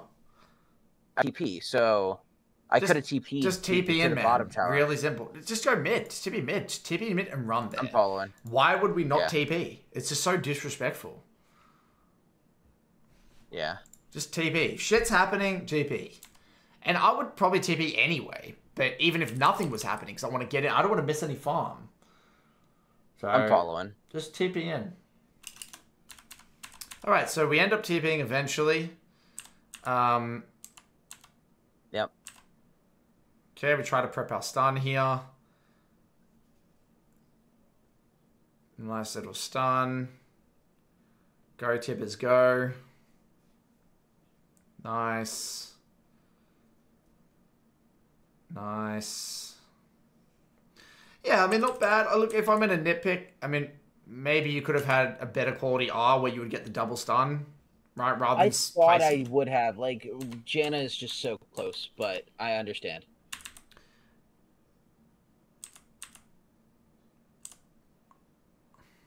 Also, as well, you didn't move your Tibbers. So your Tibbers is just like AFKing in the bush. I'm struggling with that. Is there a video or a guide on how to actually move him around? My old school Annie guide on YouTube goes in depth on Tibbers. I'll watch it. There's actually a whole section on controlling Tibbers. Because controlling Tibbers is not something that I'm very good at right now. So what you would do specifically, right? The way it would work, what I would do, is say I here. I mean, look, you have two options. You could just move it up, right? Just here. But what you could do, what would be better, because you're running this way, is throw it down. So I would R down, so the Tibbers runs away from you while you're running this way, and that's the most efficient way to get the bear clicked back to you. To pop. Yeah, okay. Yeah, exactly. That's what you would do objectively, but again. Okay. So we end up training 1-for-1 there in the back end. We're very, very strong. So we get straight up Malignants. So I'm super strong here. I disagree though with what you did here.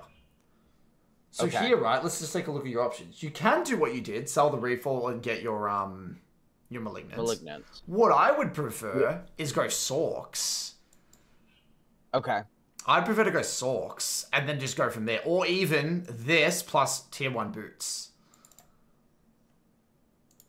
Okay. Because I think movement speed is very, very helpful into skill shot oriented champions. And also, Sorks would give you more damage, in my opinion. Because flat pan into very squishy champs like Ari, it's just really nice. Yeah. And just movement speed as well, in general. Movement speed is such an important stat for Annie. That's one thing you'll realize. It's definitely something that like I've done in other games is do the full tier 2 after the Lost Chapter, but I'm sitting on like 1100 gold. Yeah. Okay, so Ari shoves you in here. She has move. You know, it looks like there's a lot of shit going on top side, so it would have been good to maybe drop some pings top side, right? But we're a bit late. We shove this one in. I like that you don't roam, and I like that you just keep it simple and get mid plates. I think I'm a big fan of that. This would have been a great warding window. So what you could have done is just warded on the bot side ledge. But you've already got that ward on top side, so we're chilling. We can just lean on top side. Yeah. I like this. Work on bot. We're chilling. We're chilling. We're chilling. We're chilling. Get another plate. Excellent. And so now what you've got is your jungler is on the rift. Warwick comes by. And we die. So, let's get into this. I love this one. So, what ends up happening in the lull state here is that Garen covers mid. While Ari, because before Ari actually shoved the wave out. So, it's more efficient for Garen to go mid, right? And Ari to stay top there and shove it out. So, they temporarily swap the lane assignments. Now, we're not interacting. We see Garen run away. And so, we're just by ourselves here. So this is a really beautiful time to just start gathering information. What's going on? Where's my team? There's a skirmish going on bot. Yep. Yeah, we got skirmish going on bot. We've got Rift up on, Grubs up on top side. We've got Yi on red. We've got Alawi here. And we've got Garen moving up. And so we can also probably hypothesize that Ari's coming out of base. Yeah? Yep. So we basically know where everyone is minus the Warwick. And then, as we're chilling. And then oh shit, Warwick's bot. Yep. Right? So we could have actually, during that entire lull state, we would actually know where every single person is in the game. Right. Hypothetically. Right? And, like, as we're going through this, I'm watching the mini map here. Like, I didn't notice him leaving. That's my thing. Like, I know he's bot, and I think I'm safe to go for this. Where if I realize that he's left when he left, I'm not safe to do this at all. You can, but you would have to do it from here. So if you collected this place from here and just ran up there, you're fine. But look at where you were when Warwick came in. I'm here. I'm in the middle of the lane. If you're there already, you're fine. You would just turn it into a 2v2. Now, look, this is, I would say, okay, so one of my philosophies when it comes to, I actually did a tidbit today, I haven't even released it on the other MLA site, but about deaths, okay? So this goes for everyone on the call right now. I'm going to give you guys all a very simple framework to review your deaths. So I want you all to start with this one question. Was I aware of all of the information or not? And what I mean by that is, were you aware of the state of the map? Like in terms of where everyone was, where these people were, the amount of vision you had, and where your teammates were. Now, if you ask yourself this question, was I aware of all the information? Like, was I aware of that Warwick could potentially be here, or I didn't know where Warwick was, I knew I didn't have vision, I knew my E was here, blah, blah, blah, blah, blah, and you still died, that says to me that it's very clearly just like a very classic threat assessment problem, where you've got, you genuinely maybe misunderstand something about maybe how your kits interact. Maybe you're not really 100% sure about how maybe the combination of multiple champions interact. Maybe the Warwick and Ari together. Maybe you misplayed it mechanically. Maybe it was fine and you misplayed it, you fat fingered a flash, or you misused an ability, or whatever the hell it might be. Right? So it's very clearly though there's some sort of probably threat assessment problem. Now, on the other hand, if we ask that question and you say, no, I wasn't aware, I actually didn't know, had no idea, I wasn't even thinking about Warwick, I didn't even know where he was, or I wasn't thinking about Ari, or I wasn't even aware of Division, or blah, blah, blah, blah, blah, right? There was missing info.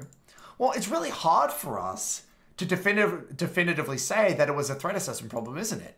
Because it could just be that it's a map awareness problem. Because that's what I think it is. Like, if I, like, that, like, it's...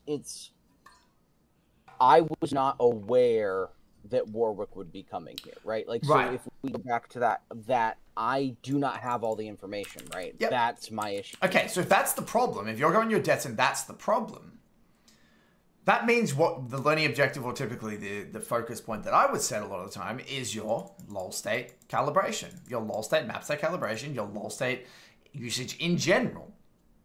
Whether it's your major lull states, your minor lull states, and awareness of what's going on the map, and actually priming of the mental stack in terms of where are the key threats.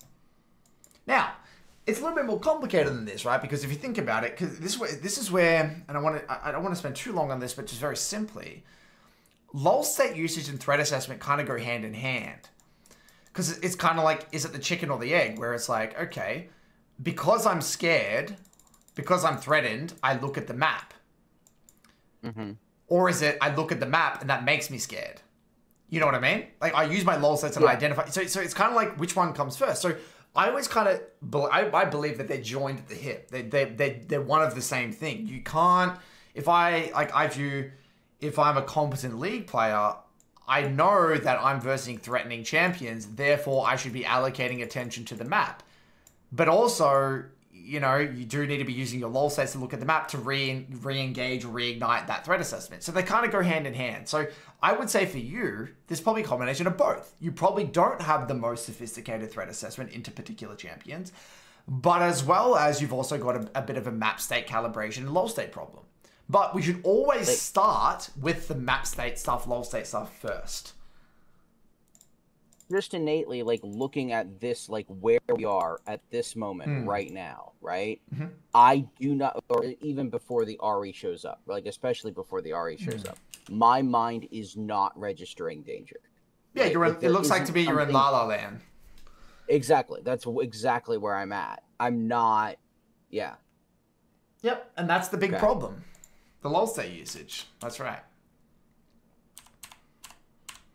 Yeah, and that's a big problem. You know, that is a big problem. And like that death there causes a lot of issues. I mean, yeah. I mean, you're simply just not gonna climb.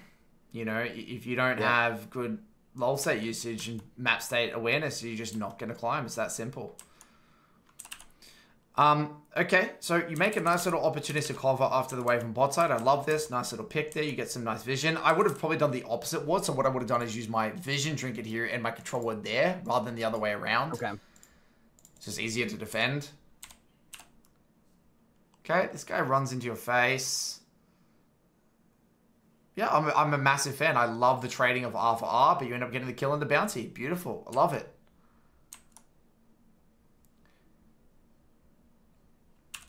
I mean, to be honest, you probably should have died here, actually. Yeah, no, I was very shocked at the moment that he pulled off. Yeah. Well, yeah. Okay, so again, is this, the question very simply, were you aware of the possibility of Warwick being here? Was it that you were aware of it and didn't care? Or was it that you didn't even think about Warwick? It's... like it's hard not to think about it when it's the blood scent is over your head, right? But I'm also, I don't know the answer. Like, I think that I'm thinking about other things more. Like, my first thought here isn't, oh, am I in danger? I should back. My first thought there is, I need to get the wave in. Fascinating. Like, does that make sense? Yeah, no, fascinating. Because, you know, something I've realized as well, something I take for granted with my gameplay, that I always like to kind of compare, like, how do I view the game at a very high level comparatively to some of my clients? Like, what are the key differences? And one of the differences I've learned is I just value my life so highly.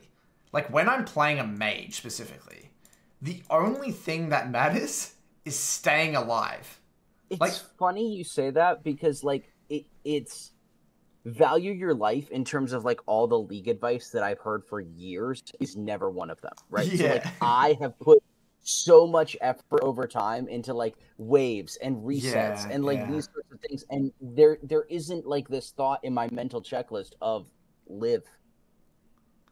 Yeah, Like, and that's kind of, for me, it's like the underlying kind of like assumed knowledge. It's just like you like I can't have that. That's not good as a coach, right? Like, I need to make sure that I can't make that assumption that we're aligned on that. But it is something I've noticed a lot of problems with a lot of clients. It's like they just don't have that value their life mindset. They would prefer to get gold, get kills, do these things before, like, in their mind, that's more important than valuing their life. But for me, it's the bottom of the food chain, right? Like, the pyramid is always value life. Everything comes after that. You know? We certainly do not value our life in this game. And so when I'm in this setup, for me, the way my brain works is I get killed, great. The next one is, am I gonna die? Legit. Who can kill me? Right. That's literally the first thing. I don't give a shit about the wave. I don't give a shit about anything else. It's, am I going to die right now?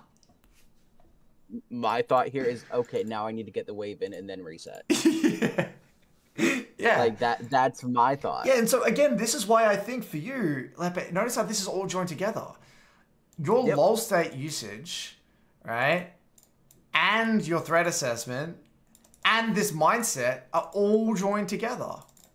Yep. If you don't have the mindset of valuing your life, you're not going to be incentivized to use your lull states. And if you don't use your lull states, your threat assessment is going to go to shit.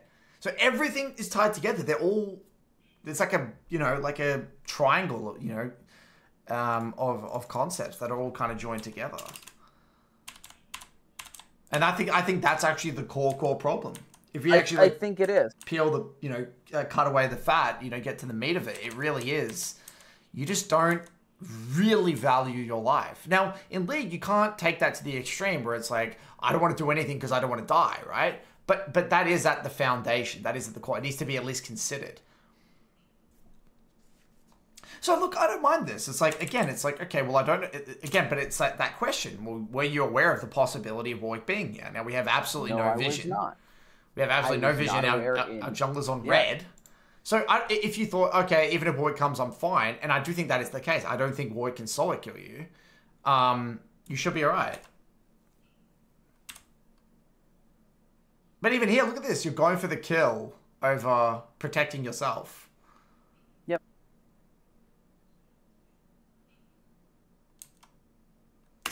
And it's just so obvious, dude. And it gets other people killed. And that's it. I literally don't even need to look at anything else. Nope, you don't. That's literally this the problem. pattern repeats itself for the rest of the game. I end this game from where I was 7-2. I end it 8-9-5. Great. You would find so many more So, dude, just like this. Your fighting's good. Your laning's good. There's a lot of good things about your gameplay. Sure, like maybe your reset TP usage is going to be timed up, but the main thing that I want to focus on, man, I would say there's a few things. In game, what I want you to do is that I want you to overemphasize and really double down on your lull state usage. Specifically, in between the waves, you know, as you're coming out of base, every stage you possibly can to look at the minimap and assess the map state. And so specifically what you're looking for is you're looking for locations of teammates, you're looking for the locations of enemies, or lack thereof, and vision. Okay. Right? We're calibrating the map state. What do I see? Where's their jungler? Where's my jungler? What vision do I have? Just going through that process again and again and again and again and again. Now, what I also want you to do, specifically in the major LoL states, right, is identify what are the key threats onto me. Are you scared of a Janna? Are you scared of Lucian? Even Garen? It's mainly just these two, isn't it? Yep, it is. Mainly even just the Warwick more than anything, but these two, right? So in the loss stage, you said, okay, well the major threats for me this game are Warwick and Ahri, because that's where the hard CC is, in the dive. Boom. Now, if you understand that, and you use the LoL set to prime your mental stack there, it's going to be a lot more intuitive for you to, again, make the appropriate adjustments in the game with your positioning or, et cetera, et cetera. Now, in the post-game, what I want you to do, okay, there's actually a few things that I want you to do. Number 3, this is a post-game. When you go over your deaths, I want you to look at it from their perspective, right? So if I was that Warwick, why would I come mid? Why would I do this? If I was that Ahri, why would I do that? So look at it from their perspective. So really, really understand it. Okay, it's like if I'm a Warwick here, okay, let's get specific. Go back here. It's like, oh shit, I'm a Warwick. Where else are you gonna go? Bots under the tower, junglers and Narnia clearing camps, and you see mid heavy trading with no flash. Well, no shit. You're gonna want to come mid, right? So there's like really understanding this whole play and like what they do from their perspective. What I also want you to do here is I want you to ask yourself, okay,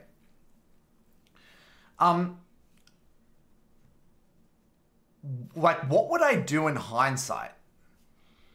In hindsight, what would I have done? Would I have warded first? I mean, in this case, I don't think I would change anything. In this case, this is in hindsight, the only thing you would change is just run away. You just wouldn't turn to kill an Ahri here. Like, just continue to run, right? And you're fine. But let's say there's probably a lot of other moments where you would change your behavior. It's like in hindsight, I would have warded first. Or in hindsight, I would have done X. In hindsight, I would have based. In hindsight, I would have done X, Y, Z, right? Then the question becomes, okay, well, how would I have actually come to that conclusion? What would have my mindset had to be? What information would I have actually had to gather? You know what I mean? Yes. Okay, let's get an example. Let's go to your other death over here. Let's go to this one. Okay, so let's go through this process. You would look at it from their perspective, from Ahri and Warwick's perspective. It's like, oh shit, yeah, that makes sense. You got no flash. They have ultis. I'm split from the team. Boom, boom, boom. You're not leaning. Great. Makes sense. You can kind of understand it. They have ult. I can't escape. Makes sense. Also, there's no other play for them to make. They can't gank top. They can't gank bot. It's the only play that they can make. So that makes sense, right? Now, you say, okay, well, what would I do different? Like, in hindsight, what would I have done? I would have just reset. I wouldn't have gone for the second plate. Really? Like, you would reset? I mean, your Ye's moving I on to wouldn't Rift? necessarily. No, reset isn't necessarily what I mean, but like I would have done something else. I What wouldn't would you have have sat done? here for the play. I could have gotten vision. I have no vision on either side of my river. I could have gone up to help Yi and hover Yi while he's doing grubs. Okay. So let's see. You go through that process, and you would figure out what specifically you would have done and when. So you say, okay, well, what I would have done after this wave, I would have moved on to bot, got a ward. Great. Maybe you would have continued to do this play, knowing Warwick was bot. Right? Yeah. You would have used the lull state, realized the thing was bot, and you would have leaned heavy on top side. Maybe. I don't know. Whatever it is that you decide that you wanted to do, cool. But then the question becomes, okay, say my decision was to lean on bot side. Okay, well, how would I have actually changed my behavior? Right? Like, what would I have actually had to do to change behavior? Oh, yeah, I would have actually had to realize back here that Warwick was bot. You know what I mean? Because it's easy to say in hindsight, oh yeah, I just would have ran away. I would have been leaning. Why would you have leaned? In order for you to change your behavior and lean heavy on top side, you would have had to realize in the lull state before that Warwick showed bot. You would have to realize in your lull state before that you were under threat in general, that you had no flash. Like, my point is, how would you actually come to that conclusion? You see what I mean? Because it's so convenient to just say, oh, that's what I would have done. But how? You've given me this learning objective before of looking at things from my opponent's perspective. Like, this how is like a game changer, I think, for how I approach this. because like I've spent time trying to identify things. Like I've kind of come up with a tool in that way of like green light, red light, but like I only think about it in the 1v1, like with Ari, right? There's a big old red light until she grows charm. Now I have the green light to go, right? Yeah. Like those sorts of things I think about a lot when in the 1v1, but I'm never really thinking about the jungler in this context. Yeah. So like this changes things. Excellent. So have a crack at this process. Very simple in and out of game learning objectives. We double down on this. And then, dude, with everything else, I really am confident that this will tie everything together. It's not going to solve every single one of your problems, but it's going to definitely put you on the right path and definitely create some sort of forwards trajectory, some forward momentum. Yeah. All right. Cole, did you have any other questions? I have no questions. Beautiful, man. Get to work, yeah?